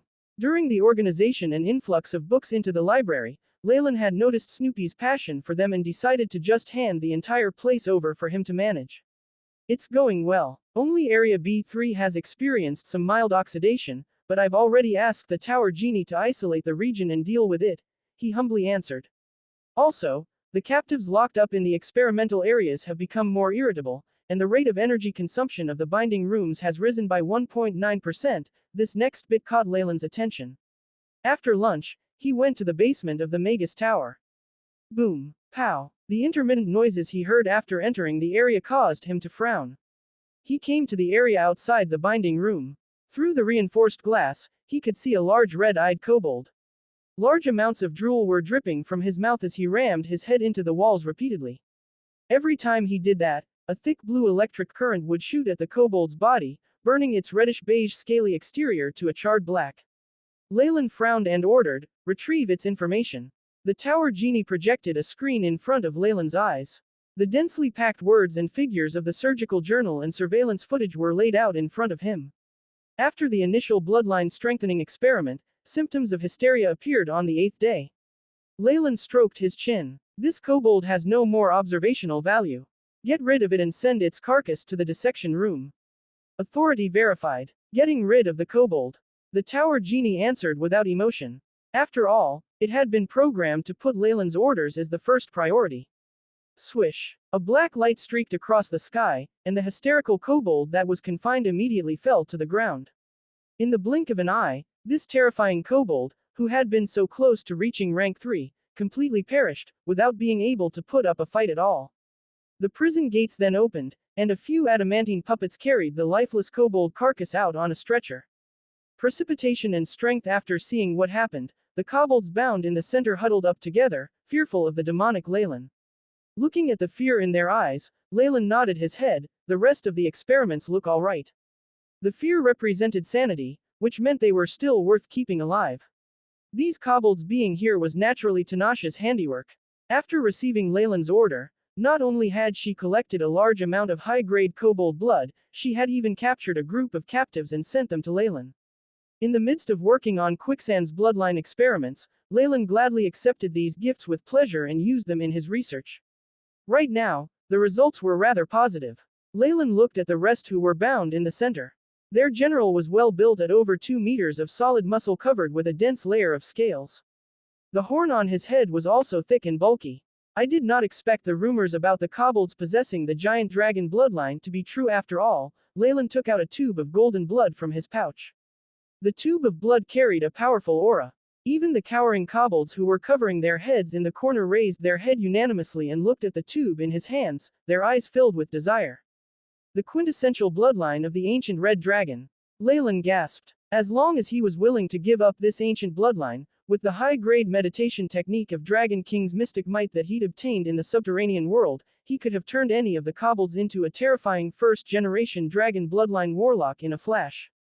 But before he'd conducted more research on methods of restriction, such a thing would be equivalent to Leylin creating unnecessary trouble for himself, which he didn't want. Even though his bloodline was already finalized, the experiments of the ancient Quicksand organization did inspire him tremendously. For instance, one of the fields he was interested in was the ignition of another bloodline to strengthen himself. He had constantly paid attention to that area of research. Upon confirming that all the hubbub was raised by that one crazed kobold, Leylin soon left the place and reached the experimental area for spells. After molting, he urgently needed to train his control of his powers. The Magus Tower's spell experimental area was built with the strongest alloy, and had specialized registers and targets for testing. The strength and durability was high enough to withstand any spell at rank 3 or below. Beginning with rank 1 innate spell, Chemoyan Scales, Leylin's entire body was soon covered with exquisite black scales, this time slightly differing from before. Multiple decorative designs extended across them to form a symbol. The outer layer had another bright membrane on top, forming a second layer of defense. This was the advantage of an innate spell. When a magus attained enough power, their innate spell would improve with them and become stronger, displaying the power and effects of higher grade spells. The same went for the bloodline inherited spells of warlocks. The stronger the bloodline, the greater the amplification of the innate spell's power. Initiation of test. The Tower Genie hovered next to Leylin. Ever since he had the Tower Genie, Leylin had allocated most of the AI chip's tasks to the Tower Genie instead. The freed-up processing power of the AI chip were then accumulated and used by Leylin to be spent on deducing more important tasks. The elemental rays dazzled. Numerous elemental particles appeared and coagulated, ready for attack. It started with the commonly seen earth, fire, and water elemental attacks. After which, there were attacks by special light and darkness elemental particles, followed by various fused spells. Lightning, hail, blades of wind, and balls of fire all burst onto Leylin's body, their power unceasingly rising. Buzz buzz. A black radiance emitted from the Chemoyan scales and formed a layer of defense around Leylin's body, which had repelled those frightening attacks. The violent energy particles had a sustained attack of 10 minutes or so. After which, the Tower Genie's voice intonated once again, spell resistance test completed. Physical defense test initiated. The moment the words were spoken, the attacking spells vanished and the ground crackled as it split apart to reveal an entry valve. Adamantine puppets appeared from within, wielding huge steel swords, hatchets, heavy hammers, and other large weapons. They started attacking Leylin. For the next half hour, an unceasing rumbling could be heard. The Tower Genie flapped its invisible wings as it flew towards Leylin and reported, Chemoyan Scales defense test completed. A numerical report was then clearly projected forth. Giant Chemoyan Serpent Warlock Rank 1 Innate Spell Chemoyan Scales Augmented. Rank 3 Spell Resistance 160 degrees. Physical Resistance 175 degrees. With this sort of resistance, I'm basically immune to the common rank 2 spells, Leylin nodded with extreme pleasure. Next was the testing for the Eye of Petrification and Toxic Bile. After comparison, the degree of power of the Eye of Petrification had reached the apex of rank 2, although there wasn't any other strengthening of the foundation. On the other hand, Toxic Bile's terrifying poison attack had quietly crept past its boundary and reached the rank 3 realm. This bloodline strengthening has benefited me so much. Witnessing his own innate spells getting more powerful, Leylin couldn't help but sigh in pleasure. For an average warlock, they depended on their own bloodline to spur on their advancements to the next level, whereas for him, he had advanced too soon in the past and his giant Chemoyan serpent bloodline couldn't keep pace with his strength. This had resulted in a lack of advancements in his rank 1 and 2 spells. And now, he had finally caught up with the other warlocks who had progressed over many years, enabling his innate spells to match, if not exceed, theirs. After testing several of his own innate spells, Leylin asked in silence, AI. Chip, how did the simulation go? Rank 3 spell derivation progress currently at 98.9%. The AI, Chip's response was swift and got Leylin smiling, it's almost done. At the current rate of progress, it'll only take a short while to completely derive the spell. Although rank 3 spell models were very valuable, Leylin had gotten his hands on quite a few. As he recalled his previous battles, he realized the same problem recurring. Although he had many tricks up his sleeve, the majority of his battles had him dependent on a combination of potions, spells and the meteor sword to successfully defeat his opponent. It may have seemed straightforward, but in reality, if the other party had surpassed him in any one of those factors, he would have found it difficult to succeed. To put it simply, he lacked a surefire killing move. Such a strategy could arise from a huge demonic weapon, an earth-shatteringly powerful spell or a deadly potion. However, Leylin realized, he had no such thing on hand. Manufacturing a huge demonic weapon would be way too troublesome. The same went for a deadly potion. There were material costs and they had limitations to them. As such, after much deliberation, he decided to bring forward the AI. Chip's derivation of a powerful spell, which was tailored for him. In order to see this matter to completion, Leylin gave his full attention and had stopped himself from many other missions. He even had the Tower Genie share the burden of the AI. Chip. He wanted to maximize the use of the AI. Chip's processing power. As such, everything had progressed smoothly. According to the latest estimates, this new spell will have at least 300 degrees of power. Common Crystal Phase Magi will not dare underestimate me, and it'll be useful enough below the Morning Star realm. At this juncture, the light faded from Leylin's eyes and was replaced by a hint of gloom. In his previous expedition to the Forgotten Land, they had offended the Morning Star Magus, demon hunter Cyril. Although Cyril didn't declare any intentions to seek revenge, there were many rank 3 magi who wanted to get in his good books, and quite a few of them were at the hydro and even crystal phases. Therefore, under such tremendous pressure, Leylin had withdrawn and holed himself in his territory for a long time, coming out only when necessary. Every once in a while, there would be a few ignorant trespassers who would gallantly cross the border. They were almost always discovered immediately and brought to Leylin. Under the amplification of his strength by the Magi Tower, Leylin had powers parallel to that of rank 3 Magi. As a result, he managed to defeat the few trespassing Magi easily, the deaths of those Magi affording him some bit of reputation. Over time, fewer and fewer Magi tried to trespass. Additionally, with the ability to deduce spells, Leylin's confidence soared. Relying on those trump cards, he could fight on par with Crystal Phase Magi without relying on the tower. He felt that the time was right. Truth be told, it was frustrating for Leylin to be cooped up for close to 100 years in a single territory. Before this, I'm afraid I would still have to make a trip to the Ouroboros clan to see if there's anything profitable for me. Phew, Astral Stone, Leylin plotted in his mind, and could not help but sigh again. Normally, once one had their own Magus Tower and had been promoted to Hydro Phase, they would have the ability to conduct early-stage experiments on the astral gates independently. Unfortunately, Leylin had not taken any actions for a long time to come. The only reason behind that was because he lacked the key ingredient, the Astral Stone. It was the base material for the construction of an astral gate, and at the same time a core battling resource held by Morning Star Magi. They were rarely circulated in public, and required a trade with other rare or valuable items. At the moment, Leylin did not have the connections to carry out such exchanges. In fact, Leylin could not even make up his mind even for the trading of mundane objects. It was not due to the fact that he did not have enough enticing treasures to put forth, but that many of the objects he possessed were better off not being exposed to others. For instance, the essence of the ancient red dragon bloodline and the yield from the blood vulture's nest. He could have easily exchanged any of these objects for astral stones. However, he could also have attracted unnecessary attention from other Morning Star Magi. Leylin had enough trouble from provoking the demon hunter, he certainly did not want any more eyes on him. On the other hand, Kesha had secretly been in touch with Leylin and had informed him on an arrangement for astral stones. He looked forward to it eagerly. Azure Mountain Auction, Sister Kesha, you've grown prettier again. Within Phosphorescent Swamp, the headquarters of the Ouroboros clan was bustling as usual, with many bloodline warlocks shuttling to and fro. Below the giant Chemoyan snake statue, Leylin had recognized Kesha instantly. He walked up to her with a big smile and hugged her tightly as both his hands groped Kesha's body impolitely. All right, we're still on the way, let's talk when we get back. Kesha's breathing became heavy but she had a depressed look on her face. You got me there, haha. Seeing the sister who made him concede defeat repeatedly become like that, Leylin could not help but laugh out loud. His face carried an unconcealable smugness.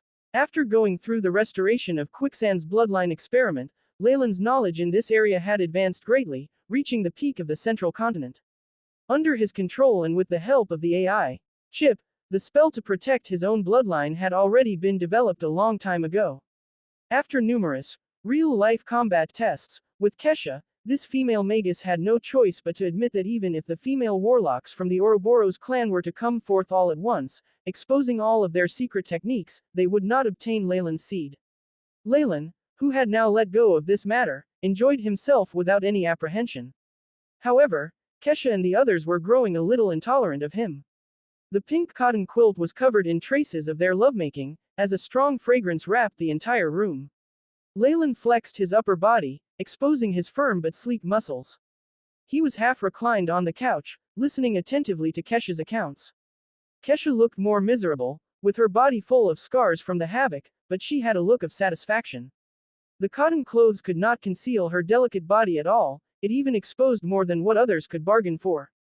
Despite her miserable look, this was actually nothing but child's play for female magi. It could only be considered as a more intense game as they would be able to recover within minutes. For instance, the current Kesha's breathing did not have the slightest heaviness from before, it even seemed calm. Leylin, the speed at which you're improving, you're one of the best talents in the Ouroboros clan. Only Robin can surpass you. With serious matters being brought up, Leylin no longer had the cavalier attitude from before and was now listening optimistically. Brother Robin's success is due to him being well prepared, how can I compare to him? Opposed to Kesha's flattery, Leylin shook his head with a faint smile instead. He had advanced to the hydro phase very quickly, and it was supposed to create a big fuss in the Ouroboros clan.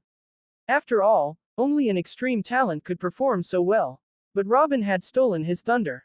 Just around when Leylin had advanced to the hydro phase, news had spread that Robin had actually become a crystal phase magus. Hydro phase magi were not very rare in the central continent, but it was a different scenario with crystal phase magi. Be it their individual strengths or the difficulty of the breakthrough, the two levels were not on the same platform. Naturally, Leylin's limelight was stolen by Robin. Deep in his heart, Leylin was a little glad that Robin attracted a lot of attention to himself. He had always enjoyed reaping his rewards in the dark and did not want to show off like that. At the same time, he remembered the trace of the black mark on Robin's forehead. It seems that the other party's breakthrough was deeply connected to his encounter in the quicksand pocket dimension. Duke Gilbert seemed to know some of this information, but of course, he would not tell Leylin about it. Leylin could only guess. Both of you are perverts. Kesha's expression was a little gloomy and she seemed to be full of indignance. Leylin and Robin had obviously benefited a lot from the previous expedition, and only she ended up empty-handed. She even lost many of the powerful members of her clan. What was worse was that when they were hunted down as fugitives, the responsibility was on all three of them. Chivalrously, Leylin wrapped his arm around Kesha's slim waist and began to comfort her in a soft voice. All right, all right. It's already been over 100 years, those people must have already lost their patience. After a while of tenderness, Leylin finally asked the question regarding his main purpose of this journey. By the way, you'd mentioned an astral stone previously. What's that about? He had always drawn a clear line between work and pleasure. Of course, Kesha knew that her relationship with this talented brother was just an insignificant link, and only the entanglement of benefits would allow her to bind him into her clan's war chariot, making him at least a part of their camp. Hence she quickly gave an account of the whole story. Auction. Leylin's eyebrows knitted when he heard the news. Yes. Kesha did not brush away Leylin's unconsciously playful hands, she only glared. An auction hosted by a morning star magus in Azure Mountain City. As if she knew that Leylin had not understood her, Kesha began explaining to Leylin again in detail. It turned out that after Magi entered the Morning Star realm, ordinary materials and resources were already far from sufficient to satisfy them. What Morning Star Magi needed had always been items that were highly cherished in ancient times, and even those that had long since been lost. These treasures were evidently not purchasable by magic crystals. Thus, organizing some exchanges in private and barter trade became mainstream. The founder of Azure Mountain City, the Azure Mountain King, was a neutral Morning Star magus. His clan controlled of almost half of the auctions that took place in the region. Every 10 or so years, a grand auction would be held in the headquarters of Azure Mountain City. When that time came, many rare treasures would appear, attracting numerous magi who intended to pursue them. And behind the auction, the distinguished Azure Mountain King would also organize a small-scaled private exchange meeting. This secret meeting had a very high bar for attendance. Ordinary rank 3 magi could not enter, and even Morning Star magi of all sides snuck in to see if they could get things they needed. The next Azure Mountain auction is commencing soon. I have received information that there is someone there who wishes to sell an astral stone the size of a fist. Kesha explained the matter thoroughly. Also, Leylin, even if you come back from the auction empty-handed, you can still try your luck at the exchange meeting later on. With so many highly ranked magi there, surely there will be those who have astral stones on hand. Of course, the prerequisite will be for you to have an item that is attractive enough for the other party. What time does the exchange meeting start? How do I obtain the authority to enter? What restrictions are there? Evidently, Leylin's interest in the exchange meeting was piqued. And he had indeed accumulated a large quantity of items, which he had intended to sell in exchange for magic crystals or other raw materials. The exchange meeting will commence after the auction ends. As long as you are located within the borders of Azure Mountain City, highly ranked magi who have fulfilled the requirements will be invited.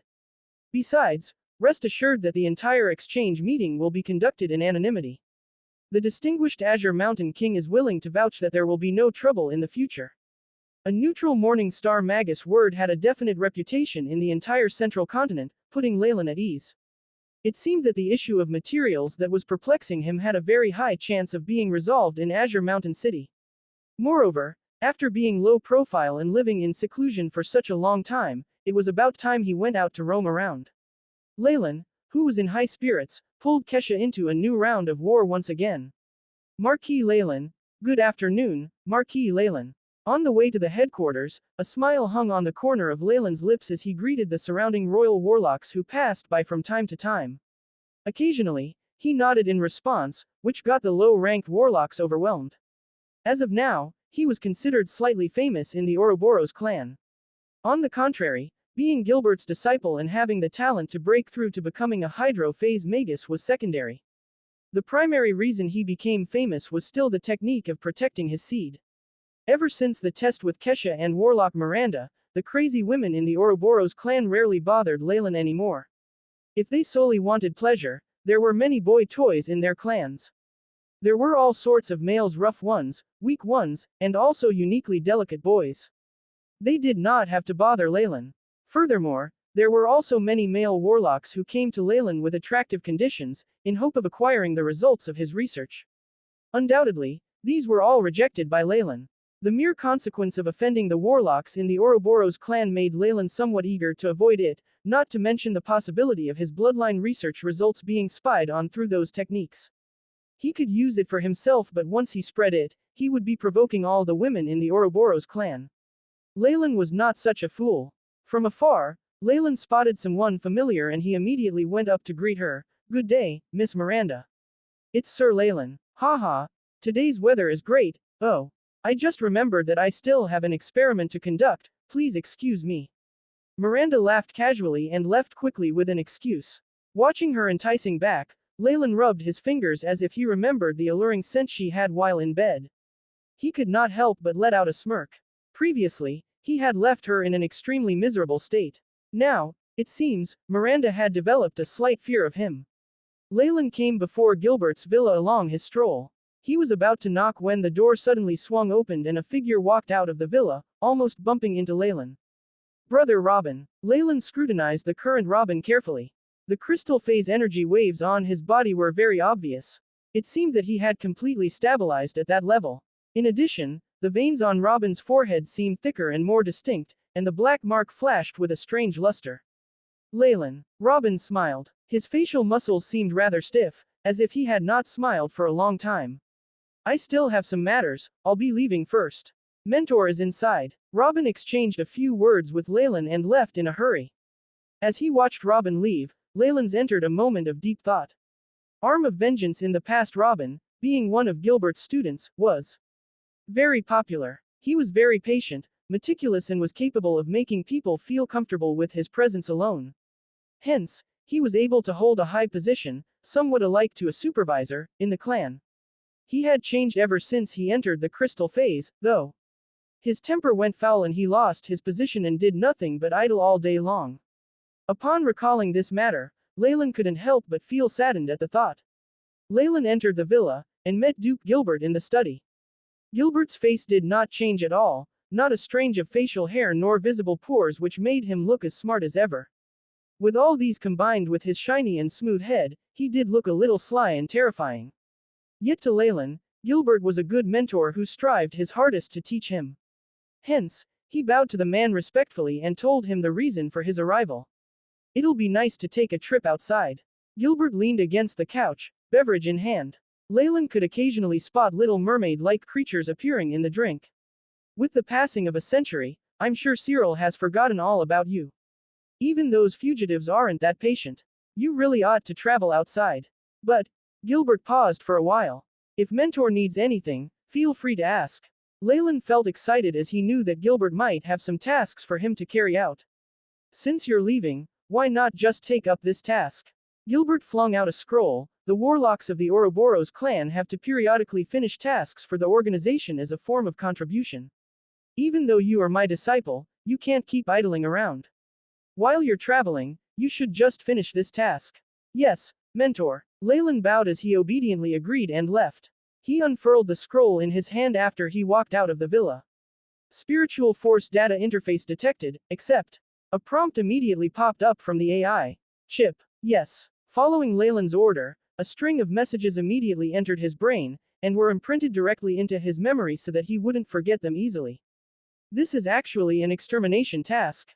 Phosphorescent green flames lit up in Leylin's hand, burning the scroll to ashes.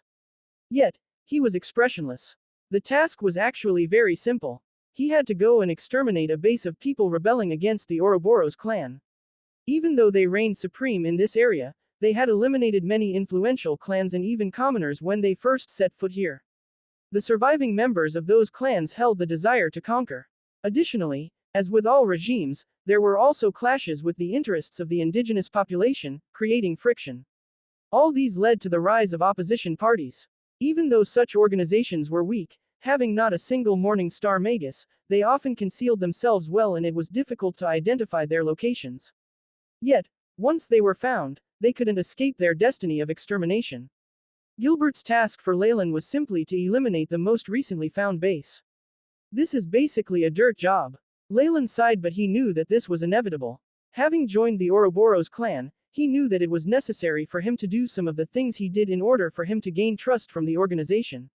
Furthermore, through applying such pressure, they would be able to keep the new warlocks involved in the war. In reality, one of the advantages of being Gilbert's student was that he was given such a simple task. Leylin was considered to have been given preferential treatment, to have been assigned tasks of just moderate difficulty level. The location of the mission is Doroi Forest, en route to Azure Mountain City. Just as well. I'll take care of them en route. Then head to the auction. Leylin decided. Their limestone pavement was dotted with litter, creating a messy and chaotic environment. From time to time, one would be able to see, on the streets, traces of the domesticated livestock such as cows and horses that had been moving about on the pavement.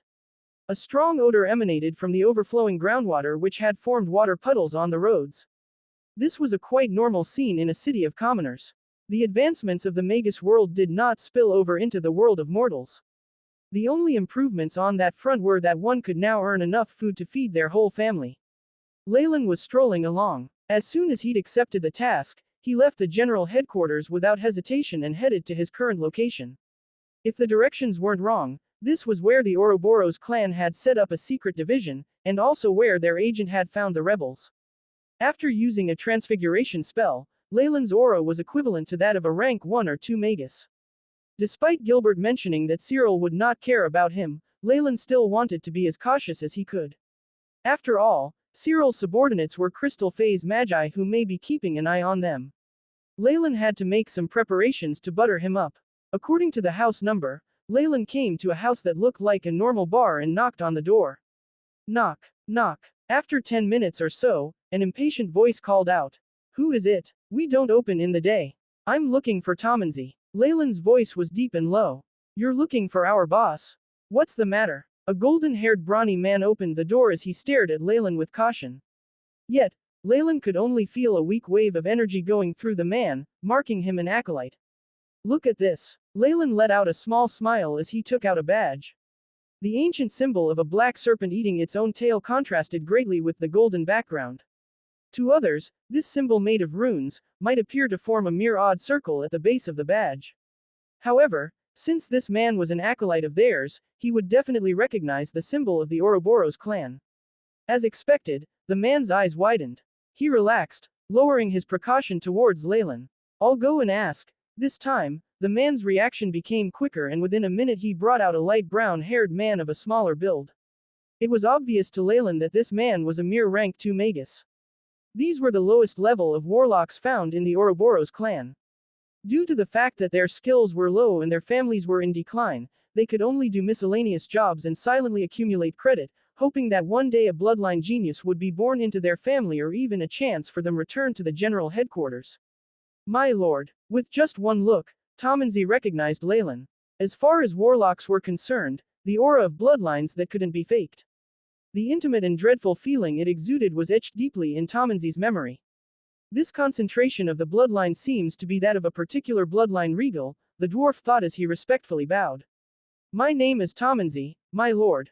I see. Leylin nodded as he made his way into the bar. As he walked past the counter, he came to a room located underground that was even more concealed and complex. Tell me everything that you have found out, and don't withhold any information from me. Leylin took off his cloak, inadvertently emitting an imposing aura in his every move, which had caused Tomanzi to regard him with more revere. Upon seeing the documents that Leylin produced, Tomanzi did not dare to hide the truth, and immediately reported to Leylin, that was 3 days ago. At that time, I was here, numerous days later in the gloomy dark forest. The chirps of the cicada drowned out the hushed conversation between the two magi. That was Doroi Forest, a large prehistoric forest where Tomanzi had found the enemy base. Are you sure it's here? Leylin wore a black magus cloak with golden rims. Ironically, his appropriate dressing, together with his slender build, as well as his pure bloodline temperament, made it seem like he wasn't here to kill but instead to travel. Yes, my lord. At this point, Tomanzi felt nothing but respect for Leylin. As a royal warlock of the organization, Leylin held a high position and was in control of the life and death of the expatriates. After a few months of investigation, we finally found out that the arm of vengeance has been hiding here. According to the traces nearby, there are indeed hidden spell formations set up around here as well as trails of warlocks in this area.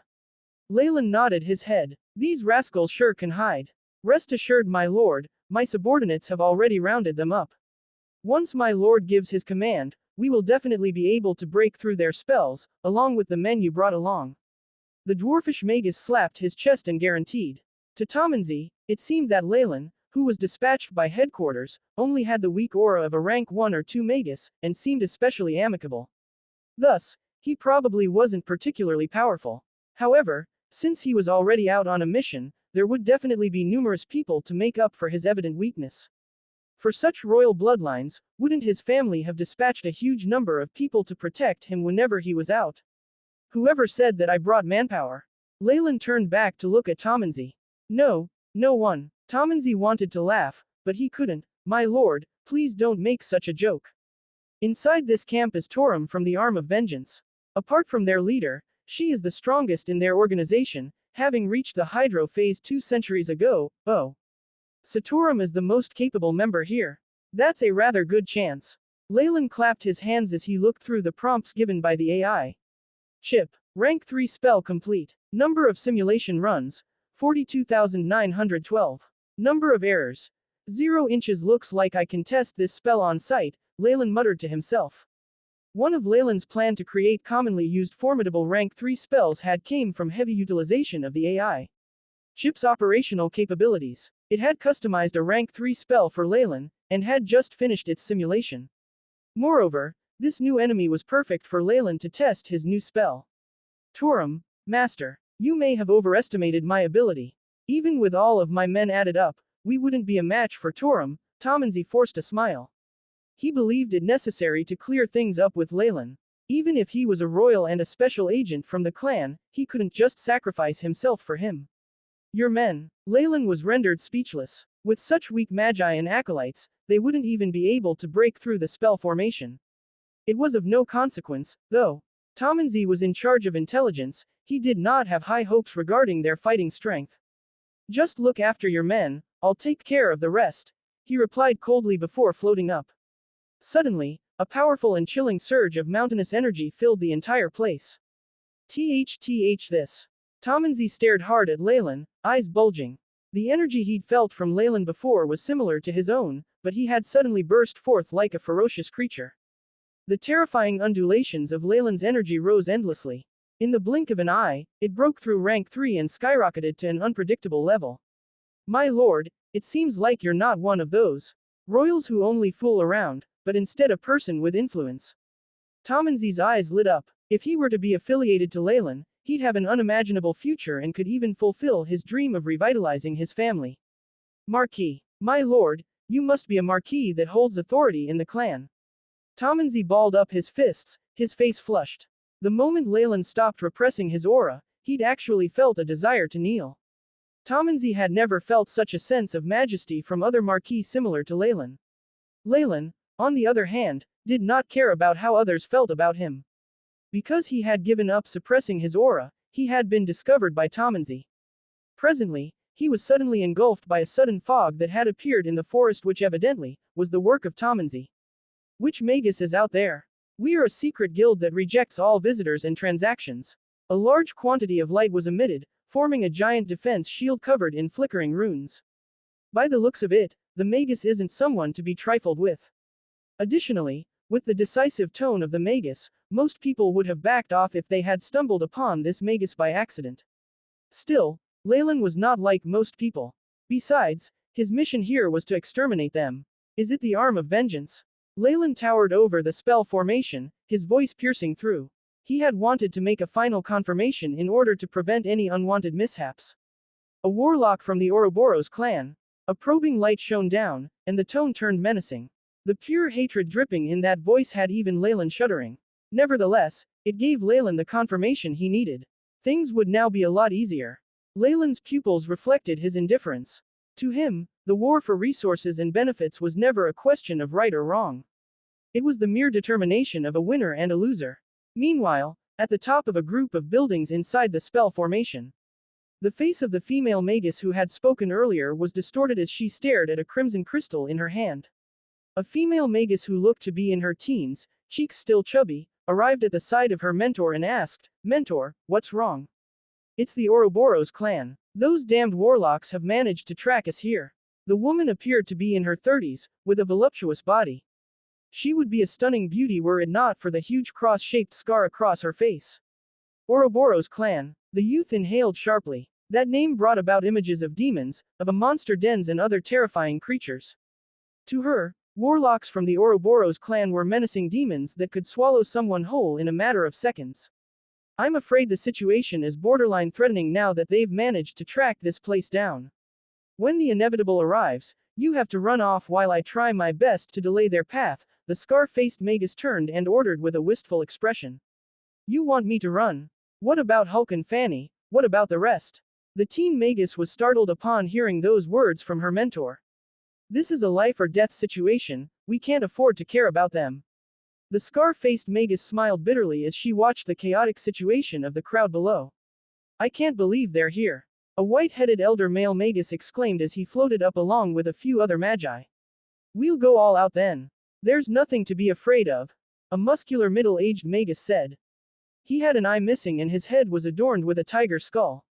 Boom. The spell formation trembled and the defensive shield started vibrated vigorously. It was a sight akin to that of the heaven and earth cracking apart. It swept across the small encampment almost immediately, causing the faces of many magi to darken. Outside the shield, Leylin was looking at the powerful defensive spell formation from a vantage point. The spiritual force of a magus could also represent the limitations of their abilities. With a spell formation like this, given his previous level of strength, he would have taken some time to completely demolish it. If it's less than 20 degrees, it would be at an acolyte's level. Rank 1 Magi if it's between 20 to 80 degrees, rank 2 if it's between 80 to 200 degrees and rank 3 if it's more than 200, but once the spell surpasses 300 degrees, even crystal phase Magi will have to be careful. Leylin mumbled to himself and played around with the complicated spell model that was sent to his sea of consciousness by the AI chip. The many individual runes came together perfectly in this model and gave off an exquisite feel. Leylin had practiced the manipulation of this spell very well through his AI chip previously. The way he was using it now was as if he's tried it umpteen times, and it was beyond just proficient. Boom. Numerous elemental tides were formed, and due to the impressive strength of this spell, the darkness and fire elemental particles of this region were instantaneously sucked away, as if encountering an elemental black hole. The energy exhaustion of a rank 3 spell was, of course, not something rank 1 or rank 2 spells could compare to. But the current situation was one that even Leylin felt uncomfortable in. The terrifying energy did not in the least dissipate but instead agglomerated in Leylin's palm, forming black rays. The space caved in and was seemingly absorbed by the black rays. Fatalities tip. Leylin flicked his finger, and a black ray met the defensive spell formation with a loud bang. Fatalities tip. Rank 3 spell. Elements. Darkness and fire. Concentrates all energy into one piercing point. Side effects. Corrosion and burns. Power. 330 to 360 degrees. Leylin had named this spell himself. By giving up on area of effect and condensing all of his power into one finger, it could grant death to any creature below the Morning Star realm, hence the name. Of course, there was a tinge of self-mockery at the fragility of his previous life. Pop. Just like a soap bubble that was pricked, the powerful defense shield fell short in the face of the deadly attack, and lost all of its strength before instantly shattering apart. The fog faded, revealing the buildings behind and the magi whose faces were drained of color. Torum. Leylin's looked at his target. The scar on her face left an exceptional impression. Her scar was left behind during the massacre, and as a woman she could obviously remove the scar for vanity's sake. But for the memory of her hatred, she had kept it on her face as a reminder. More often than not, people like these were extremely heartless and were people whom Leylin had to pay more attention to. Only one, a rank 3 Hydro Phase Chemoyan warlock. Seeing Leylin coming to them alone, Torum's expression differed from those of her happy peers. She turned even more gloomy, and gave off a sense of hopelessness.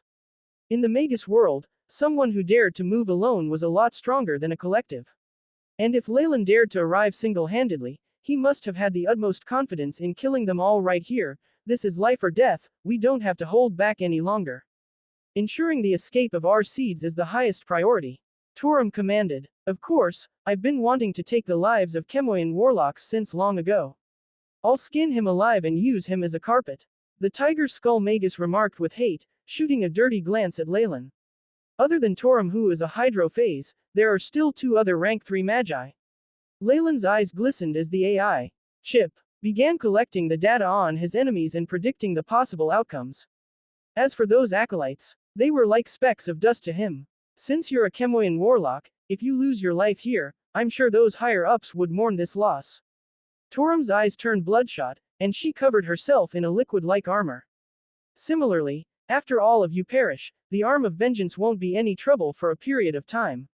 Leylin retorted, but before I finish you, I should do some cleanup.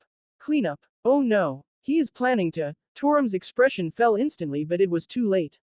A horrifying projection of the giant Chemoian serpent emerged behind Leylin, toxic bile. With the maturation of his bloodline, this innate spell of his had also grown exponentially, and it had even exceeded 200 degrees of power, reaching the strength of a rank 3 spell. Even with preventive measures, it would be difficult for the rank 1 and rank 2 magi to survive it. On top of that, the effect of the spell would be even more amplified now that the defensive shield was down. A test in incorporeal, death god, had solemnly descended on the rebel camp. On the ground, innumerable rank 1 and 2 magi started collapsing with their acolytes in tow, dying despite multiple layers of protection, potions, magic artifacts and other defenses. Even the surrounding buildings were not spared. They creaked and swayed as they crumbled down like sand faced with water. Formless toxic ripples took aim at the 3 rank 3 magi in the air and started attacking them, leaving them helpless as they watched their apprentices and the other members of their organizations fall. With a single attack, except for a handful of magi who managed to escape using their secret treasures, the rest had been turned into corpses that decayed rapidly. You! Torum roared as she rushed ahead. The terrifying power of a Chemoian warlock's toxic attacks was common knowledge. However, Leylin's ability had reached a level that allowed him to exterminate nearly everything on the ground, which was abnormal. This attack of his was sudden and unexpected, which resulted in huge losses. Witnessing the deaths of their own apprentices, friends, and even families at Leylin's hands, the 2 other rank 3 magi hardened their gazes and dashed forward with tearful eyes. Phantom hologram. Multiple phantoms of gigantic creatures started appearing from behind an old rank 3 magus. They surrounded Leylin and opened their huge, ferocious, and menacing mouths to trap him in their midst. Crimson Throne. An illusory image of a bloody red throne appeared behind Torum, emanating a strong stench of blood. The throne was simple and unadorned dull gold with marks on it from various swords and hatchets. It seemed as if it had gone through a lot of trials and tribulations, giving it an almost lifelike appearance of cruelty. Under the illusory throne, the 3 of them donned a red armor, their auras having been raised to a level. Aura amplification and removal of suppression, so such spell models exist. Leylin's blue eyes sparkled with excitement. He diligently recorded the opposite party's domain into the AI chip, intending to research it further. This was the characteristic of the incomplete domain of a rank 3 magus. Once Torum completely comprehended the strength of this domain, she would step into the Morning Star realm. Of course, the current Crimson Throne only provided a limited amplification to Torum and the rest. It could not compare to Leylin's own intimidating gaze. However, under the brilliant glow of the throne, the eyes of the huge phantoms became bloodshot, and they dashed towards Leylin with full force, not an ounce of hesitation in them. Such a weak retaliation. Torum, I'll be utterly disappointed if this is all you have, Leylin sighed. The terrifying energy undulations from his body overflowed as the terrifying innate spell of a rank 3 Chemoian warlock, intimidating gaze, enveloped the region. Hiss hiss. It seemed as though an ancient giant Chemoian serpent had been reborn in all its savagery. A tyrannical surge of dark energy descended on the ground, bringing with it a rather unusual and wild aura. The force field immediately took over the territory previously under the Crimson Throne, almost instantly countering its effects. Even though Leylin had suppressed the energy on his body, his abilities had been exposed to the huge phantoms and they went absolutely crazy, as if they had seen something horrifyingly bizarre. They roared in confusion, brutally attacking one another and even sprinting towards their original owner. Oh, a nice chance to witness the effects of the confusion. Watching the opposing magi fumbling about, Leylin smiled indifferently. His innate domain had been steadily strengthened by the Lamia fingerbone, something that extended to the regions of energy amplification and suppression. If not for the fact that he'd experienced the bending of rules by a true Morning Star Magus domain, he would have thought that his had already been formed. Still, even if it was a mere force field, its effects were already unimaginable. The phantom image of the Crimson Throne started to retreat in defeat, as if stripped of its previous glory. And before the 2 other rank 3 magi could retaliate, their force fields had been suppressed and defeated. Torum was the only one who qualified to match Leylin in a collision of force fields. As for those lower-level force fields used by the others, they could certainly not match those of these hydrophase magi. Due to the differing depth of understanding of a domain at different levels, there was a vast difference in their strengths. Thus, the force fields of magi below the hydrophase were considered effectively useless.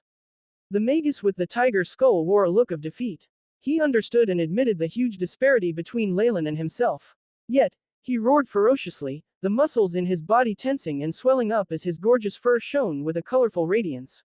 The joints on his bones popped loudly and soon his body swelled and expanded from a normal figure to a hulking 3 meters. You punk. I'm going to kill you. I will break your bones one by one, inch by inch without mercy. He roared thunderously and delivered a high-intensity punch, as strong gusts of wind hit him right in his face. The surrounding air seemed to have been so compressed by this punch that it became a substantial crystal body which surged towards Leylin like a projectile. A human magus with a reinforced body, what a rare sight. Leylin became serious, growing cautious of the man. Magi with reinforced bodies were known to belong to the barbarian beast clan. As for other types of magi, they would generally be glad to use spells for the destructions of enemies. As such, seeing how the tiger skull magus transformed himself into such a powerful creature, he was sure there were some in the central continent that could do it, although it would be rare. Generally speaking, magi did not place much emphasis on strength and agility. Instead valuing the quality of the physical form more, as the corporeal body was the part that bore the foundations of any magic power. Also, different warlocks inherited different abilities from their elders, hence it highly depended on which area each ancestor placed their emphasis on. Leylin understood this and strived to polish all factors of strength and agility in himself to the maximum. Hey! In a rush of excitement, Leylin drew his meteor sword and skillfully exhibited his cross-blade techniques. Cross-blade slash. A big black cross shone and sliced through the sky, carrying with it terrifying chemoyan toxins. The projectile shattered to tiny bits in the air, even as the aftermath traveled towards the enraged tiger skull magus. Awoo! The tiger skull magus covered his head with both hands and dashed forward. Crackle! The sound of breaking glass could be heard as the gorgeous colorful shine from the tiger skull magus burst forth in a flash and collided head-on with the black cruciform, smashing it into a million pieces. A slight tear appeared on his arm, and from it one could hear faint sounds of something decaying as white smoke arose. Without hesitation, the tiger skull magus dashed towards Leylin in a moment. Very high vitality indeed. To be able to withstand the giant chemoyan serpent's poison, other than possessing excellent spell resistance, one's vitality needed to be at least 100 points and above. In addition, the opposite side's strength and agility had exceeded his own value of 30 by leaps and bounds. Seeing how he was able to use simple techniques to deal deadly blows, Leylin's eyes brightened. Die now! The right arm of the tiger skull magus had morphed into a huge tiger claw, striking down on Leylin. The huge tiger claw looked like a small millstone. The shiny sharp claw was glossy and menacing, with spell runes visible in the brilliant light it emitted. Bang! The tiger claw was stopped abruptly mid-air by a palm. Although Leylin's build was tall and lanky, when compared to the tiger-headed creature, he was rather petite and his palm was equivalent to that of a baby. Yet, it was this insignificant palm which had managed to tame the sharp tiger claw, disabling his ability to advance forward. How can that be? The old man yelped in surprise. He had just defeated his phantoms a distance away. He was absolutely certain of his friend's strength. The tiger skull magus had mercilessly killed a rank 3 creature in this beastly state. Even when he recalled it now, it had been shocking. Yet, a full attack from his friend had been blocked by a single palm, something that made no sense. What's more, looking at the opposite party, it seemed to be effortless. Even for a warlock, it is not possible to possess such terrifying power, unless you are also a magus who practices body reinforcement techniques. The old man scrutinized Leylin, trying to analyze but unable to read him. How is that possible? Other than the shocked old man, the tiger skull magus was speechless himself. He had been extremely confident in his ability. Even in the face of several magic alloys put up by other magi, he only needed to use his claw and they would have cracked and crumbled like soft sand. But now, there is nothing that is not possible. Leylin tightened his grip, and cracking sounds rang out as the tiger skull magus arm twisted abruptly into an odd, distorted curve. The difference between humans and animals lies in the usage of your strengths, be it for exploitation or as a tool. If you do not even know this, regardless of how strong you are just a fool. Leylin looked at the whimpering tiger skull magus and he felt a tinge of pity. Behind him, the black shadows of two arms appeared, attaching to his right hand and injecting a steady flow of energy into it. Although Leylin's strength was only 30 degrees of power, he could use his spells to break through that limit and massively increase his strength for a short period of time. After all, his innate character was that of a magus, not a competitive knight. Those who cannot keep up with the times, you will be abandoned like trash. Leylin heaved a sigh, grabbed the tiger skull magus arms, and raised him up. This is bad. We have to save Borgin. The clash had happened too quickly. After all, both Leylin and the tiger skull magus were agile, with at least 30 degrees of ability in that respect.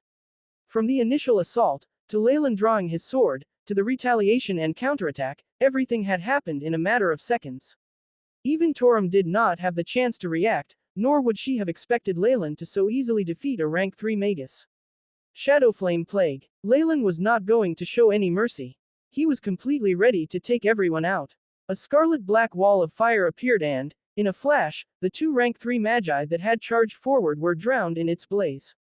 Seal of the dark corrosion. The corrosive black flames were like a chasm which separated Torum from the rest. As for the other rank 3 magus, the flames had inflicted him with heavy injuries, and he had escaped to the side while letting out blood-curdling screams. What are you trying to do? At that moment, the tiger skull magus was truly terrified. He felt the increasingly horrifying strength emitting from both of Leylin's hands, and the savage spiritual force which had sealed his sea of consciousness. For the first time, he felt terror from the bottom of his heart. He began to regret not escaping immediately upon Leylin's arrival. Because of that, he had landed himself in his current circumstances. What I'm trying to do. Leylin's lips curled up. Shadow arms emerged from his back in rapid succession. Enormous muscles emerged indistinctively, and fused onto both of Leylin's hands. Creak, creak. First, the skin ruptured, then the muscles, then the bones. The tiger skull magus had a twisted expression, and was in so much pain that he could not even make a sound. His entire being seemed to have been stretched apart by Leylin. Let him go. Wait. No. Amidst Torum's blood-curdling screams, the tiger skull magus was ripped into two. Large amounts of bloodshed could be seen everywhere. Don't you think it's too late to say these things only now? Leylin expertly avoided the blood, a skill he'd acquired from experience. His body had not even been tainted by a smidgen of it. As if tossing out the garbage, he threw away the two segments of the corpse before turning towards Torum, his face emotionless. You should have come to your senses before you decided to rebel against the Ouroboros clan. You'll perish here today. This is my promise to Borgin. Torum's face instantly calmed down. Still, Leylin could very distinctively see the desire for vengeance in her eyes. This was not a hot-blooded vengeance that arose merely from this one incident. It was rather a collective response to the extended period during which they were hunted down like prey. Many of Torum's friends and family presumably died amidst the massacres conducted by the Ouroboros clan, and Leylin's actions earlier had fully evoked her wrath. Even now, you refuse to learn. Leylin shook his head. Currently, you don't seem to be fit to be my opponent. Let me give you a hand. Just as he finished these words, a magus dressed in a black robe, who looked identical to Leylin, suddenly emerged before the rank 3 magus who had been seriously injured by the arm of vengeance. A few multicolored potions were thrown out by Leylin, as he kept a straight face. They collided in midair and emitted terrifying energy ripples. Rank 3 potion combination spell Divine Prairie Flames. The endless flames instantly swallowed the rank 3 magus, even spreading so far as to include the Leylin in the area of effect. Leylin, who was surrounded by the many flames, suddenly laughed hysterically, and morphed into many shadow chains that confined the rank 3 magus in the flames. Master Torum, save me. The rank 3 magus face was full of dejection. He did all he could to seek help, and him looking to Torum for help was his last hope. But Leylin had blocked Torum's path, and mercilessly dashed that last hope. You must be the only high-ranked magus left in the stronghold now. Leylin looked to Torum after the rank 3 magus life aura had completely dissipated in the sea of fire. If you don't use your remaining time to make me happy during our battle, I'm afraid I'll continue to hunt down and kill all the other magi below. That female magus must be your apprentice. The two of you might even be related by blood. Don't even think about lying to me. Both the bloodline ripples on your bodies and the spiritual force frequency have revealed your relationship. Leylin shot a glance at one of the corpses lying around, and what he said caused Torum's facial expression to change. Just when Leylin's gaze shot across the area, the female magus with a childlike face who had been lying behind the remains felt as if she was stared at by a fierce ancient creature. Her limbs began to shake uncontrollably. It's too terrifying. Upon realizing that she had been discovered, the female magus tried to escape. A light green wind dissipated from her body and carried her to the depths of Dore Forest. Other than Nina, even Master Borgin has. As she started to sprint, tears streamed down her face. At the instant when Leylin had released his deadly attack, the low-rank magi were all exterminated. Other than the 3 rank 3 magi, almost everyone else had instantly perished. No antidotes or defensive runes had any effect on the attack. Before the terrifying toxins of the giant Chemoian serpent, everyone else was feeble and weak. Torum's innate defensive spells had not in the least bit affected Leylin's attack. If not for the protective charm she'd obtained from her mentor, she would have perished as well. The female magus that was lucky enough to survive had hidden herself behind a wall, witnessing Leylin's cruelty and terror. The 2 powerful rank 3 magi had perished at his hands one by one, and from the looks of it, Leylin had not even unleashed his full power. Now, he was even using her life to threaten her mentor. After hearing her mentor's hurried whisper, the female magus could not take it anymore, and started sobbing out loud. Even so, the energy particles below her feet had not once stopped shining, as if escaping from that area was instinctive. In the depths of her subconscious, she did not want to return to face the horrifying monster anymore. That's not too bad of a suggestion. Looks like you care for her a lot. Leylin watched as the rank 1 magus escaped, with no intentions of giving chase. On the contrary, he turned to Torum who was ahead of him, and a taunting expression flashed across his face. However, I'm afraid you'll have to try to buy time. If not, she won't be able to make much headway, lunatic. Monster. Torum cursed. A majority of warlocks had anger management issues, something that was only exacerbated by battle. Compared to magi, warlocks preferred to ruin their opponents or even vent their desires upon them. Torum had previously witnessed similar scenarios. It was painful to see dead magi, and many female magi subjected to horrible violations. And now, she thought of Leylin in the same light as those crazy warlocks. Even if I have to put everything on the line, I will stop you at all costs. Torum announced as she ripped the silver necklace off her neck with eyes full of determination. Haha, excellent. That's the mindset. At that instant, Leylin felt like the big villain from the movies of his previous life. Seal of Dark Corrosion. Release. Torum performed some gestures and, in that instant, the silver necklace exploded. In a flash, the energy waves on her body strengthened significantly. Drops of blood even started seeping out of her pores. The detailed black runes instantly crawled all over her body. Coupled with the scar on her face, she looked even more terrifying. Leylin could sense that she'd already reached the peak of the hydro phase. In fact, some of her spiritual force had already formed traces of crystals from repeated attempts at compression. Once completely solidified, Torum would reach the crystal phase. Of course, her rash actions put her in grave danger. However, right before her body completely fell apart, she'd stepped one foot into the crystal phase realm. This was definitely her trump card, some sort of mysterious spell that would put everything at stake. Strangely, Leylin did not try to stop Torum's actions, instead allowing the aura on her body to rise slowly as he let out a hearty laugh. Haha, good. Indeed, with this sort of mysterious spell, you won't disappoint me. From the very beginning, the entire reason why Leylin had adopted such abusive methods was to force Torum to use a spell that would exhaust her vitality and allow her to temporarily increase her strength.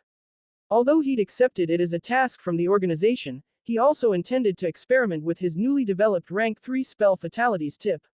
Even though its ability to break through the defensive spell formation spoke volumes of its formidability, he ultimately lacked the physical data to affirm its full capability. Especially with regards to its ability to clash with crystal phase magi, something that engendered his resentment. He had discovered that with his strength, he was the best of the best among hydro phase magi, and even a peak hydro phase magus like Torum could do nothing to him. Only a crystal phase opponent would cause him trouble. And the AI chip lacked data specifically regarding crystal phase magi. Given the fact that Leylin would have to deal with magi of that rank, he desperately needed a standard to measure his own capabilities. And now, Torum had become such a standard. When he'd probed her during the previous battle, the AI chip had detected that not only had her strength become feeble, she had even seemed to be injured, something that resulted in her not performing to her fullest potential. And so Leylin took such drastic measures to compel his opponent, to incite her will to live on so as to battle him. And from the looks of it, he'd achieved his goal. Originally a peak hydro phase magus, Torum indeed possessed the formidable ability to partially crystallize her spiritual force using this mysterious spell, even if she'd pay for it with her life. It was rare to experience a fight against a crystal phase magus. After all, the crystal phase magi he'd previously come across were mostly his seniors, and he could not fight them. Magi like Torum, who had a probability of losing control when they forcefully entered the crystal phase, were even more scarce. Leylin immediately ordered, AI chip, record this battle in detail. Orders received. Scan scheduled. The AI chip intoned. A pale blue screen was projected ahead of Leylin's eyes, and Torum, who was in the screen, was engulfed by strong radiation. The mysteries of crystal phase spiritual force were also slowly being uncovered by the AI chip and presented to Leylin. The madmen of the Ouroboros clan should not even exist in this world. Having advanced to the crystal phase, Torum's strength now was a far cry from what it was before. Just the suppression of the aura in the atmosphere caused Leylin to feel discomfort. Fatalities tip. Rumor has it that after a rank 3 magus enters the crystal phase, they undergo a phenomenal change and experience an exponential increase in strength. From the looks of it, that might just be true. Leylin stared at the crimson throne behind Torum, a solemn expression on his face. Originally, his own force field had enveloped hers and suppressed it to the point of near destruction. Now, though, it had expanded greatly, especially the huge crimson throne. It seemed almost corporeal, and the power it was emitting had somewhat exceeded that of his terrifying force field. Haha, this is great. Just the kind of opponent I wanted. This was the first time Leylin had felt pressure on the battlefield, yet he was smiling, evidently pleased. The opponent he'd wanted to go up against was precisely Torum, who'd experienced a huge increase in her spiritual force and had broken through to the crystal phase. Alright, let's see the real strength of a magus in the crystal phase. Leylin felt feverish as a layer of fine black scales formed on his body. Multiple runes appeared on the surface that formed a black membrane, an additional layer of defense. In the face of a crystal phase magus, he did not dare hold back any longer. If that's what you wish, Torum said. 2 streaks of red liquid flowed down from the corners of her eyes, like tears of blood. It gave her a sinister aura. Swish. The 2 human silhouettes morphed into black shadows that collided with each other. A loud ear-piercing boom was heard and a frightfully huge amount of energy rippled out in all directions. Lord Leylin is actually this strong. Tamanzi saw the entire horrifying scenario play out from outside the camp and his jaw dropped. Torum was indeed the second strongest in the Arm of Vengeance, a rumored peak hydro phase magus. Not only had she been a strong opponent for years, there had even been rumors that this person who was wanted by the Ouroboros clan had advanced to the crystal phase. What's more surprising was that Leylin actually had the upper hand in this fight, and could fight her to a standstill. What kind of strength was that? Only one thought was left in Tamanzi's mind. He would grasp at Leylin's coattails without hesitation. Crystal phase force field record completed. Beginning analyzing opponent's perimeter of attack. At this juncture, Leylin, who had been battling with Torum, did not look like he had it easy. Although she'd used a secret technique to enter the crystal phase, Torum's strength far surpassed Leylin's expectations. Not only had she formed an armor of spiritual force that had fully advanced to the crystal phase, on her body, the rest of her spells had been greatly amplified as well. From the looks of it, the rumors regarding the massive transformations after advancing the crystal phase were true. Besides, Torum had steeled her will and was fighting like a madman to end up in mutual destruction with Leylin. She cared not one whit about herself, which gave him a lot of trouble. Whatever the case may be, there were still limits imposed on someone who entered the crystal phase using a secret technique. The blood dripping from Torum's body dyed the ground a bright crimson. Nearly half the blood present in the human body had already flowed out, and a normal person would have already died from such a serious injury. Even if she were a magus, she was not in a good state either.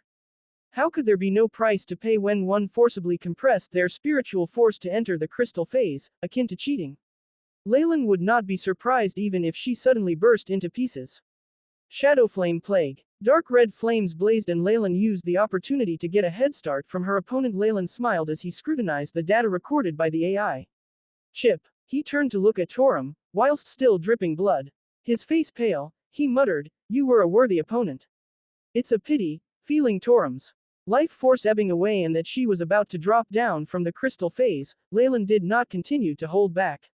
Initiate the experiment and gather the data. The AI chip strictly carried out Leylin's command. The horrifying spell that had breached the defensive spell formation, that the Arm of Vengeance had been unable to react to in time, had once again begun forming at Leylin's hand.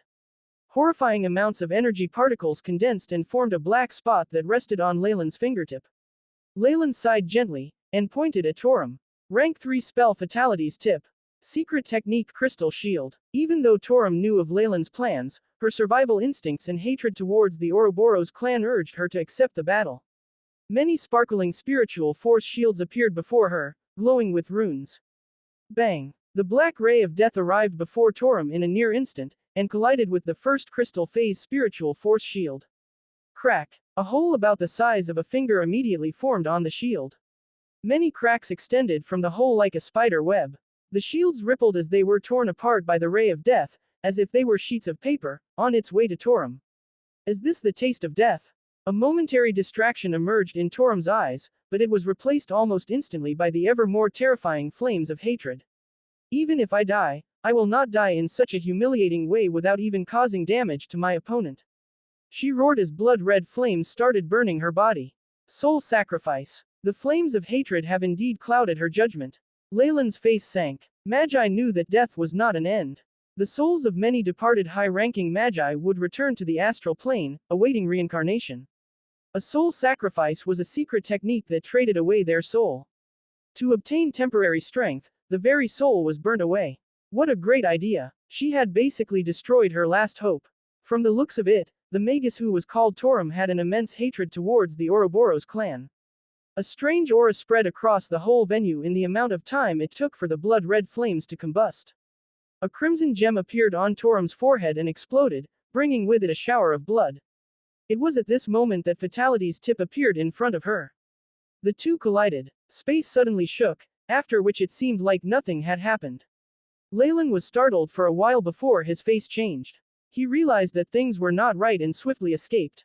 Like the sound of glass being smashed, in the area where the blood-red gem and Fatality's tip came into contact, a black hole had seemingly appeared, which had sucked in all of the objects in the area.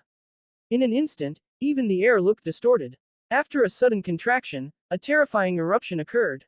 Boom! A large mushroom cloud rose to the sky with the point of impact as the core. Large waves swept across the floor and swept away everything. Tamanzi, who was watching outside, was engulfed by the giant waves before he even had time to scream. After the explosion, the sky itself started to crack apart. Anything that came into contact with these rifts suddenly disappeared from its original position. At that moment, the sky was roaring, the ground trembling. It was only after 10 minutes or so that the remaining radiation from the explosion dissipated. Boom! A light shone in the void as Leylin appeared again. Currently, Leylin did not look too good. Even he was affected by the aftermath of that terrifying collision, and the injuries he'd suffered were not mild. As for his opponent Torum, being in the middle of the eruption, she had been torn to pieces. Let alone the soul sacrifice, just because of the secret technique Torum had used to step into the crystal phase, combined with the damage at the end. Even if she hadn't used a soul sacrifice, she would not have much longer to live. What a pity, Leylin sighed, but yet his face did not register depression. To him, he had already accomplished his objectives this time round. Even though the ending was a bit abrupt, everything was still within his control. He landed on the ground, his feet stepping on a rock that had been burnt black. Tamanzi, come out. Master, do you have any commands? The soil became looser and Tamanzi crawled out from underground. During the explosion, coupled with luck and his abilities as a magus, he had managed to keep his life. However, he had still suffered severe injuries. From Leylin's point of view, Tamanzi looked terrifying, with his clothes tattered and his skin scorched. For what happened this time round, write a report to be sent in. I still have other matters to attend to, so I won't be returning to the headquarters for now, he ordered. Since they had accomplished the task, they would need another set of people to validate it. As you wish, Master.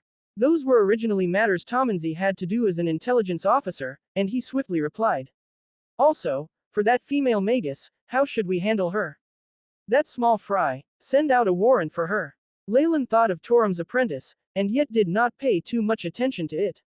It would take 500 years for a mere low-ranked magus like that to cause a threat to the current him. Needless to say, after that amount of time, Leylin would have advanced to a more powerful state. It would be hard to say whether the other party would even survive to that period. Alright then, even though Tomanzi wanted to seek refuge from Leylin, he actually started trembling when he came face to face with Leylin, and was unable to speak his mind. Currently, Leylin's aura was immensely strong after killing Torum, and even an ordinary rank 3 magus would feel uncomfortable in his presence. Moreover, even though his injuries weren't serious, they were still a hassle, and had to be resolved as soon as possible. I'll leave it to you to tie up the loose ends. Leylin faintly thought about it, before he disappeared into thin air, only leaving behind Tomanzi who looked glum and regretful. Azure Mountain and the couple Azure Mountain City, situated beside the Andeus Mountains, was the ancestral territory of the Oakheart clan. The Andeus Mountains were rich in natural minerals, something that made the alloy produced by Azure Mountain City, with its superior quality, one of the most desirable in the entire continent. In fact, Leylin had even visited this place himself once to source the materials for his own Magus Tower. With excellent smelting techniques coupled with rich and plentiful natural resources, the Oakheart clan had superior control over auctions, accumulating an outrageous amount of wealth.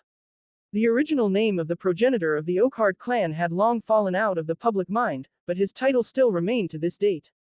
He was the powerful and brilliant Azure Mountain King. Indeed, the progenitor of the Oakheart clan was the well-known Azure Mountain King, the famed and almighty Morning Star Magus. The intimidating nature of this Morning Star Magus served as a warning to other vicious and hateful magi not to have any designs on the Oakheart clan. Otherwise, it would have long been overtaken and ruled by those fugitive human magicians. And now, the time had come for the decennial large-scale auction. As the event venue of the auction was in Azure Mountain City, the entire place was filled to the brim with people. The prices of the airship tickets heading there had also risen sharply due to this event. However, it was not a deterrent, as magi from everywhere continued to flow into the city. Some among them were powerful and well-known. Others had masked themselves, cherishing anonymity. Regardless of their varying powers, all the magi present would generally be disciplined enough to control and maintain themselves. After all, they would lose as well if the auction were to not proceed smoothly. In fact, they would risk losing much-needed materials to an arch-enemy, as well as materials that were hard to obtain through normal means. With the auction event approaching, the crime rates in the neighboring areas also increased substantially. Many fugitive magi on the wanted list came forth to the event sneakily and had daringly looted many people. But as long as they weren't caught red-handed, the Oakheart clan, the main organizer, would not excessively pursue the matter. The otherwise orderly Azure Mountain City had suddenly turned chaotic. A small group of magi were pushing forward with their own secretive agendas behind the scenes. As such, even under the watchful eyes of the Morning Star Magus, the clan had to face a mounting number of incidents hindering their move forward. They were kept busy and anxious. Such a bustling scene. Leylin was at a local inn along a stretch of shops, viewing the hurried crowd through a transparent glass flooring. In front of him were served colorful glasses of juices, along with some freshly baked cookies and snacks. He had been in Azure Mountain City for 3 days. The wounds from the clash with Torum had already mostly healed with his liberal use of potions.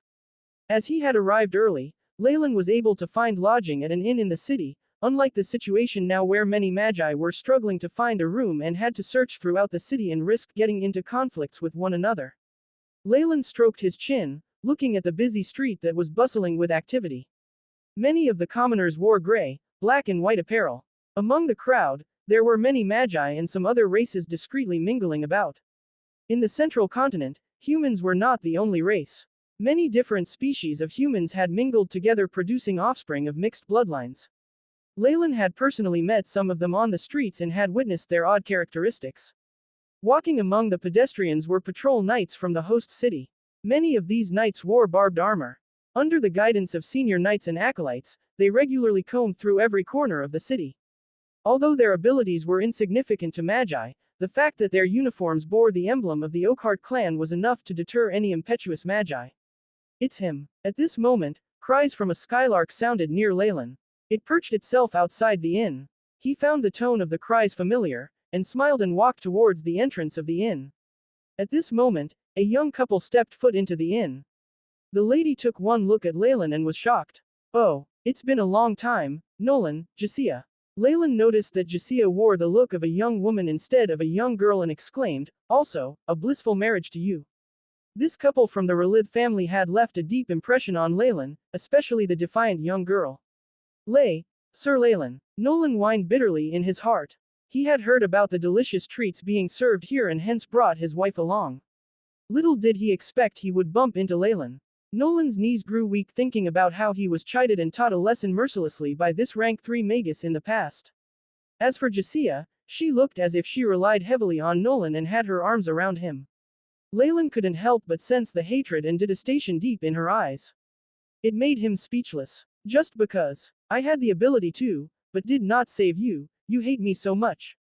Leylin stroked his chin. Coincidences happened all the time in this world. Maybe a word, an action, or even an exchange of glances, it might all result in an inexplicable hatred against someone else.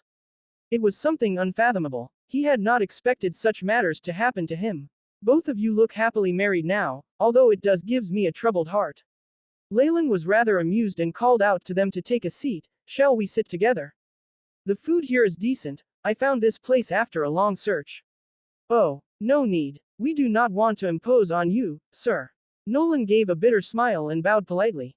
He grabbed xianxia's hand and left the place hastily. Dining with Leylin, Nolan could feel immense pressure. In fact, the aura he felt this time was much more powerful than during their previous meeting.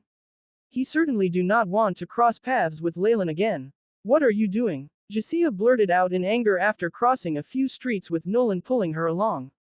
He is just a rank 3 magus, what is the big deal? Your grandfather is also a famed hydro-phase magus. Furthermore, as long as we can gather sufficient materials this time, he can also attempt to enter the crystal phase. xianxia pouted her lips with displeasure, profound resentment in her eyes. After the wedding, Nolan had been good to xianxia, and she too, had gradually accepted her fate. However, her hatred towards Leylin from their initial meeting had not ceased one bit.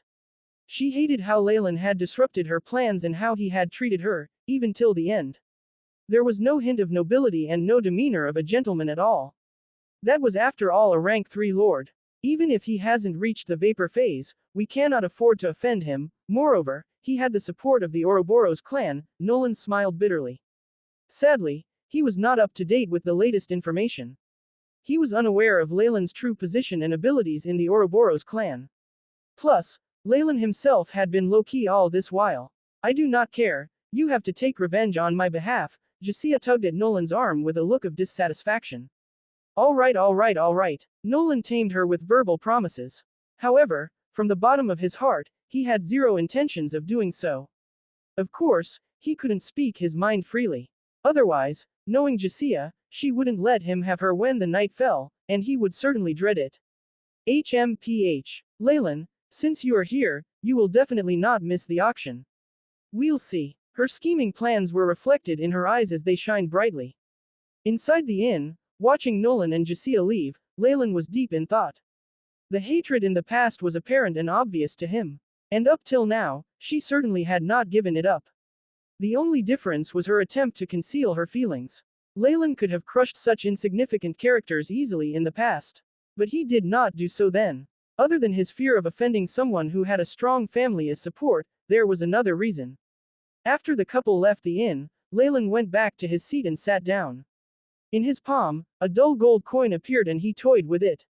I can feel it, looks like they can present something valuable to me this time. Leylin grinned as he slid the coin of destiny back into his pocket, his eyes twinkling a deep black. The river of destiny could not be fathomed. It would constantly drift about without a permanent resting place. However, at some specific times and places, minute details of it would intersect, something that a few magi could sense. It had happened to Leylin previously.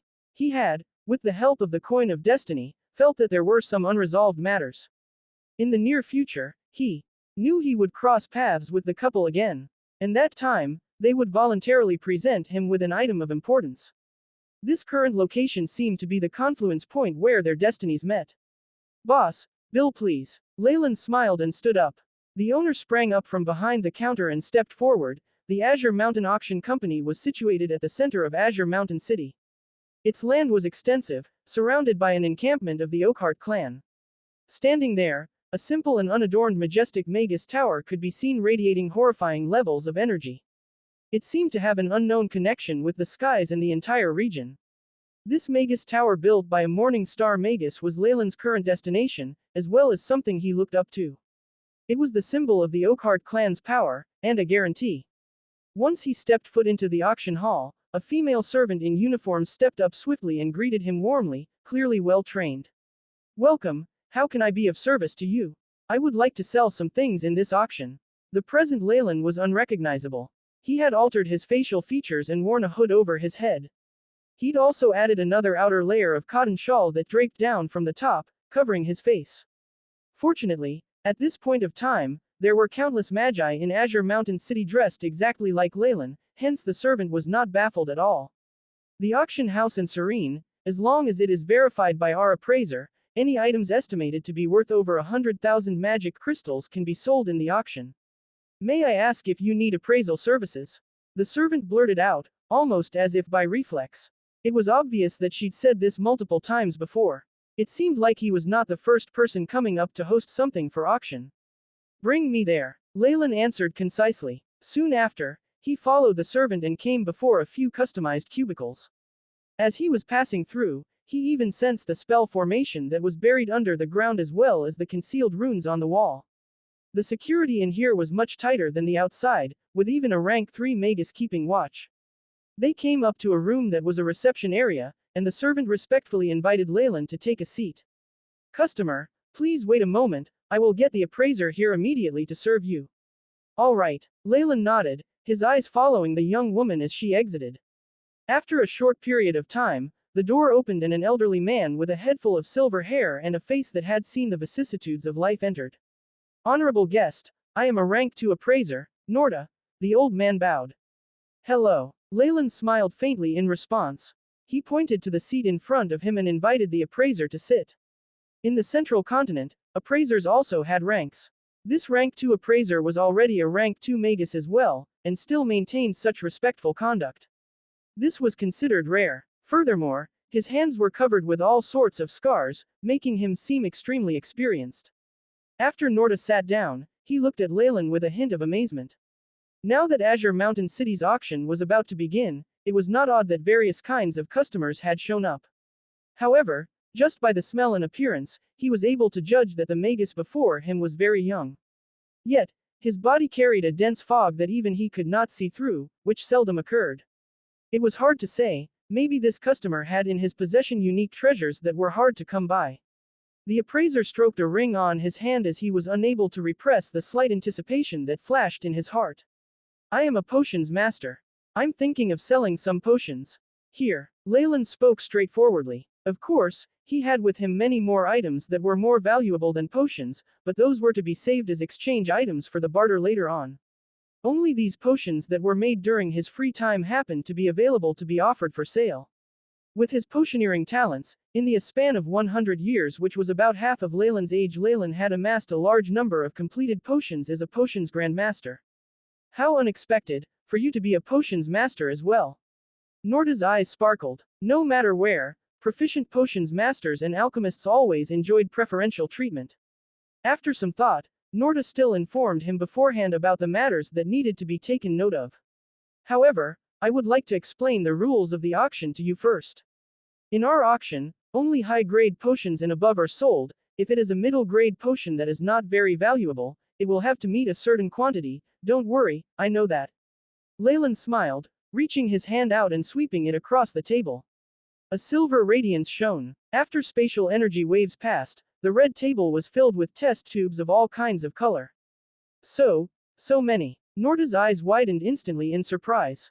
He then lost that last bit of calmness in his expression of his after he recognized a few of the potions. And they are all high-grade potions. Ho ho. As he watched the old man lose his composure, Leylin smiled kindly.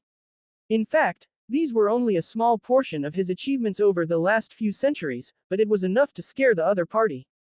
This is already all my gains over hundreds of years. On the surface, Leylin laughed proudly, but he still sighed.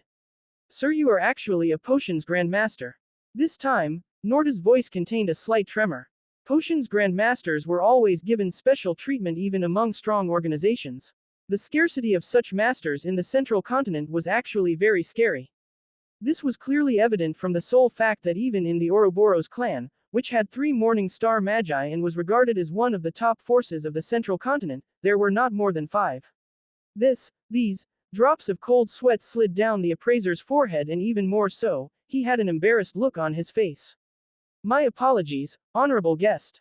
This deal is beyond my abilities, please wait a moment. Even if he was at the Azure Mountain auction house, an ordinary appraiser like him did not stand a chance to serve such a potions grandmaster. Then I hope you can hurry. Leylin spoke indifferently with a straight face, concealing his discontentment. Yes, sir. Towards a potions grandmaster of unknown origins, this appraiser dared not be tardy, and he immediately withdrew. It seems that the identity of a potions grandmaster is pretty useful in the central continent. Leylin smiled while stroking his chin. This time, the other party did not make him wait for long. Almost within a minute after the old man left, a polite knock sounded again. Honorable guest, may I enter? Please do. Leylin smiled, and shortly after he saw the previous appraiser pulling open the door respectfully, inviting a middle-aged Western lady in. Let me introduce myself. My name is Serene Oakhart. The administrative matters of the Azure Mountain auction house, as well as Mister's business, will be fully handled by me. This beautiful lady named Serene was like a ripe peach. There was not a part of her body that did not emit an alluring scent. Furthermore, her surname made Leylin raise his eyebrow. Not only that, although she had used some sort of technique to cover up her aura, the AI chip was still able to detect that she was actually a strong magus who had attained rank 3 as well. Ka-cha. Norda made a bow and exited the room respectfully. Before he left, he even shut the door, as if he was only a doorman. Sir, how may I address you? Serene looked at Leylin, whose face was covered, especially curious at the deeply concealed aura of the other party. Just Blood Rogue will do. Leylin immodestly used one of his old names. Ho ho, Lord Blood Rogue, how are you planning to sell these potions? Serene swayed her slender waist, waving her sleeves as she sat down in front of Leylin languidly. Every single movement of hers seemed to be of the highest quality, with a polite scent that yet stirred up men's burning desires even more. This woman is a temptress, comparable to Selene from Twilight Zone. Leylin sighed in his heart, but he spoke without a tremor. Tell me about your plans.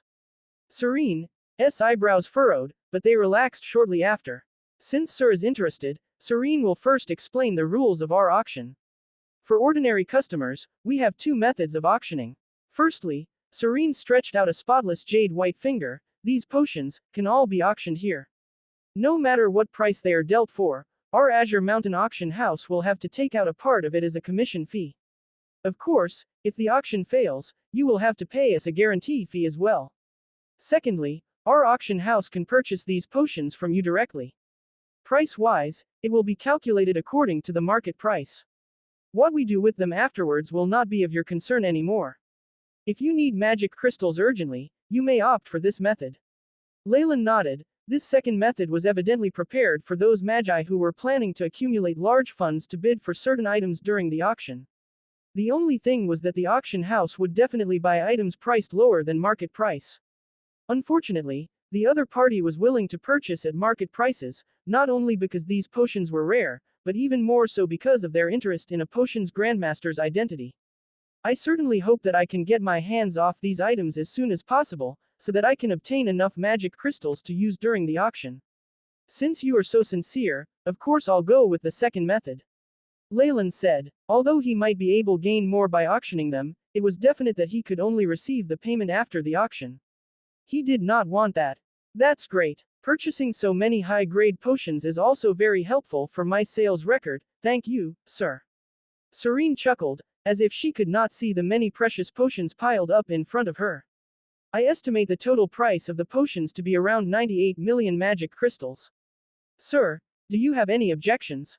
The words that Serene said after that slightly shocked Leylin. However, his shock immediately relieved. He was in the other party's territory and the potions had already been piled up on the table for a long time. Estimating their worth based on detecting techniques was not something hard. No wonder she did not look much at the table after entering. This was why. A very reasonable price. Leylin nodded. Of course, he already had an estimate of the value of his items. This price was obviously based on the current market rate, and might even have a little bit higher. Ordinary customers automatically become VIPs once their transactions involve a total of over 50 million magic crystals in our Azure Mountain auction house, making things much more convenient for them, but for someone to enter the VIP rank in the first transaction like you, sir, is very rare. Serene smiled, her blue eyes gleamed with a charming radiance. It was as if she wanted to see through the veil and take a look at Leylin's real face. She clapped, and the door opened for a moment before a servant walked in, holding a tray. On the red tray lay a purple gold card as well as a black pouch. This is the payment and the VIP certificate. Please verify and accept this, customer. When it came down to business, Serene regained her serious expression. Without any trace of politeness, Leylin walked up to check on the items, especially the magic crystals. Using the AI chip, he scanned continuously to check for their purity and quantity, before giving a nod upon confirming that nothing was overlooked. When the transaction ended, Leylin did not leave immediately. Serene also accompanied him, beaming with a smile without a trace of annoyance. The two beat about the bush for a long time before Leylin spoke up. Actually, I still have 2 more matters to ask for your help. The commencement of the auction, what does Sir need? Serene beamed while asking. A potions grandmaster was hard to come by, and even the Azure Mountain auction house would spare no effort to entice him. If the other party had any requests, that would be easy to handle. In the central continent, there were few things a Morning Star Magus could not do. The reason why I came to the Azure Mountain auction this time round was because I want to acquire a precious resource. My sources tell me that said resource is going to be sold here, Leylin said without a hurry. Is Sir trying to ask about the details of the seller before completing the transactions? Serene's face revealed her dilemma. What is it? If it's about the few rare items, we, the Azure Mountain Auction Committee, is unable to make any decisions. Leylin laughed and whispered a few words into Serene's ears. You actually want? Serene's pupils widened, before she instantly smiled wryly. Those things are too hard to come by. Even my grandfather would not sell it. I'll not keep it from you. Previously, a few batches of people have came to me wanting to obtain some information, but we have not revealed any of the information because the high-ranked masters have already noticed the auction pieces. Ah, I see, Leylin seemed slightly disappointed. From the looks of it, the astral stone was indeed very precious. Just its appearance here had already aroused attention.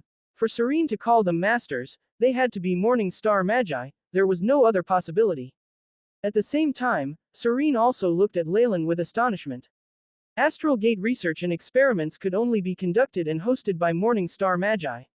Even preliminary research had a high requirement, needing one to be a hydrophase magus with a high-ranked magus tower. This customer's strengths seemed to be very robust. Let's put this matter aside and talk about another matter, the private gathering after the auction. What are the prerequisites to entering the venue? Leylin asked casually after quickly collecting his feelings when he was not able to obtain a reply from Serene.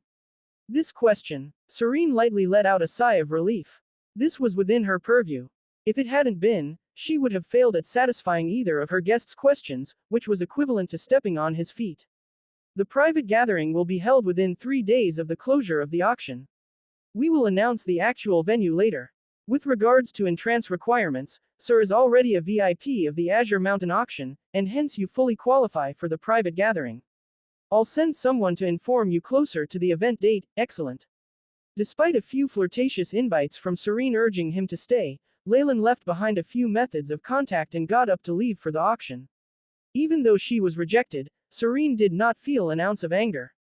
She smiled until Leylin had left before returning to the auction. How was it? Did you verify his identity? In her office quarters, a golden-haired middle-aged man with a walking stick asked casually, and seemed to be very aware of Leylin's actions. Nope. He was very cautious. Serene smiled wryly. I looked through the details of all the potions grandmasters in the vicinity, and none of them match his personality.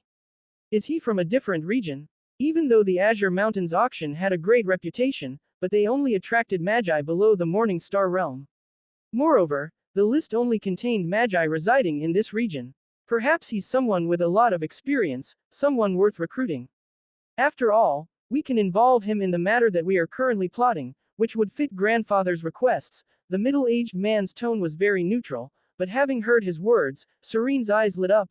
Do you mean? With growing anticipation and the many conspiracies in the shadows, time ticked by, until it was finally the first day of the auction. This was a festival for Azure Mountain City. Not only did the residents carry lit lanterns and played with fireworks, but the streets were also bustling with activities. It wasn't uncommon for magi to make underground exchanges and interactions. And the Oakheart clan, as the regional power, had sent out many elite units to suppress the situation and maintain order. Speaking of which, this is a festive event for many of us magi who are below the Morning Star rank. Leylin snuck into the crowd and walked along, occasionally glancing from side to side. The AI chip gave out warning after warning. The crowd that Leylin was in mainly consisted of magi. Ranks 1 and 2 were common, and even rank 3 magi were not rare, with some who were on par with Leylin himself. Those magi were all like Leylin. They were in disguise, and had concealed themselves further with thick cloaks or veils, appearing to be very cautious. Whether major powers or fugitives, no vengeance can be had here. This rule has been carried down from previous auctions, e.h. Leylin smiled and pressed his cap down further, as his continued to inconspicuously scan through the dangerous people identified by the AI chip. At that moment, the Azure Mountain auctions gates were opened at the city center. Numerous hosts and magi came forth, welcoming the incoming magi in the most glamorous gowns. The normal entrance had already been filled to the brim with magi, and the rest had no choice but to line up behind them. Why were they so obedient? The welcoming committee was the greatest deterrent. They were elite magi of the Oakheart clan. Not only did many of them possess powerful spells, they even had some methods of combined attacks. Even crystal phase magi would be hard-pressed to even flee were they to attack in large numbers. The VIP entrance, on the other hand, was vastly different. Magi entered from time to time, and they would immediately be given looks of respect. VIP membership in the Azure Mountain auction represented not only identity, but also status. To take out 50 million magic crystals for a business deal was not just a matter of being wealthy. This was the Magus world. Were they to not have enough power to keep their wealth, all the riches in the world would not prevent their being robbed. As a result, the status of a VIP represented a certain amount of power. Of course, Leylin would not choose to queue with those low-ranked magi for a seat, and so he took a turn and walked towards the VIP entrance. After Leylin left the crowd, he realized that a huge bunch of people had the same intentions as him, and he even knew them. I'm sorry, but according to our regulations, a VIP card can only allow for the entrance of 2 more magi. Serene bowed in apology, but the young married woman in front of her still refused to budge. Who do you think you are? We're the Relith family. Xianxia became red in the face, but Nolan pulled her to the side, face plastered with a bitter smile. The 2 bodyguards at the side had a solemn look on their faces, and did not seem to be intimidated by the reputation of the Relith family. The other party was a small clan without even a Morning Star Magus. If they were to give in to them, the Oakheart clan would be treated as a joke. Nolan obviously knew this point, and he muttered a few words to Xianxia. Beside them were 2 magi, both at rank 3. One caught his eye, that old man. Leylin looked at the Magus standing at the front. His face was sunken and he wore on his ear a red ruby pendant that seemed to have some symbolic meaning. He must be the clan leader of the Relith family, the one who is rumored to have reached the peak of the Hydro phase. Leylin calmly walked over. He had managed to subdue Torum, who used a secret technique to break through to the crystal phase. He naturally didn't consider the old man a threat. Xianxia, I thought you didn't want to take part in auctions like these. Nolan helplessly persuaded. This wife of his had originally said that she wanted to come here just for fun and would not partake in the auction. However, something had come over her today and she had insisted on coming. However, their family still had an elder at rank 3 who'd come along this time as well, and hence the quota had already been filled. With their feeble strength as a small family clan, the Oakheart clan would not make a special exception for them and allow them to exceed the quota for the VIP entrance. Leylin could not help but notice that after marriage, Nolan had indeed matured a lot. I just want to go in to have a look. Grandpa Vance, can't you just let me in? Xianxia tugged at the old Magus' arms, and started to act coquettishly. Vance, who was bothered to no end by her, could only smile wryly as he glanced at Serene. Look, I'm extremely sorry, Mr. Vance. Even though I'm an old friend of yours, rules are rules. If this lady would really like to enter, she can only enter through the normal passageway. Serene had a professional smile on her face. Even though her tone sounded sincere, it seemed to have a tinge of hypocrisy within. It's only a small family clan and she need not put in so much effort. No, I refuse to walk through that passageway. This turn of events had attracted the attention of many magi. Xianxia's refusal to agree had caused them much embarrassment. Excuse me, please make way. There are other VIPs on the way. At that time, Serene's eyes lit up as she quickly walked to welcome the incoming VIP, Lord Blood Rogue. It's been a long time since we met. As compared to the response before, Serene seemed much more enthusiastic. Having seen such an attitude, Xianxia and even Nolan looked dispirited. What's the matter? Leylin asked, even though he already knew the answer. Oh, there's nothing much. The guest quota of this customer is already full, but this lady insists on entering. Serene summarized the event. Put it on my quota, then. I'm not bringing anyone anyway. Leylin shook his head. The Watcher and the Ladybird, since that is what Sir Blood Rogue wants, of course it's possible. This was a small matter, and the rules were flexible enough to accommodate it. Furthermore, Serene wanted to attempt roping in Leylin, so naturally she would give him due respect. In actual fact, even if Leylin's quota was full but he still wanted to bring more people, Serene would agree to it. After all, in her eyes, a potions grandmaster was of a much higher status than the Relith family, which only had a single Hydrophase Magus. Really? Thank you so much, sir. Nolan immediately expressed his delight. He, of course, did not recognize Leylin, who had changed his disguise, and bowed with Xianxia. Many thanks. Xianxia was slightly reluctant, but she bowed anyway, still feeling wronged. All right. Leylin nodded in a reserved manner, and was about to enter the auction venue. Hold on. Dear friend, my name is Vance Relith. Thank you so much for this. The old man by the name of Vance had been standing by the side, waiting for Leylin to start walking so that he could enter the auction venue with him side by side. The wine-red carpet extended continuously under their feet. Nothing much, just a bit of help while I'm here. Leylin replied, but God knew what expression he had under his hood. He reached out and stroked the round coin on his chest. The reaction is getting stronger. Perhaps what I need is with the other party. Hee, Xianxia, you've given me a large present. Leylin shot a glance at Xianxia, who was walking with her head held low. This woman still seemed rather fiery. The scene outside the auction venue had completely stripped her of her vanity, making her aware of how inferior and helpless she really was. She did not show the slightest amount of gratitude to Leylin, who had given her a hand earlier. Of course, she didn't recognize Leylin as well, and was instead cursing and grumbling inside. Wretched Leylin. If not for you, I wouldn't be here and suffer such humiliation, you'll see. Don't let me bump into you tonight, or else. A sinister look flashed across Xianxia's eyes, but was quickly masked. As her head was partially lowered, her expression was not discovered by anyone.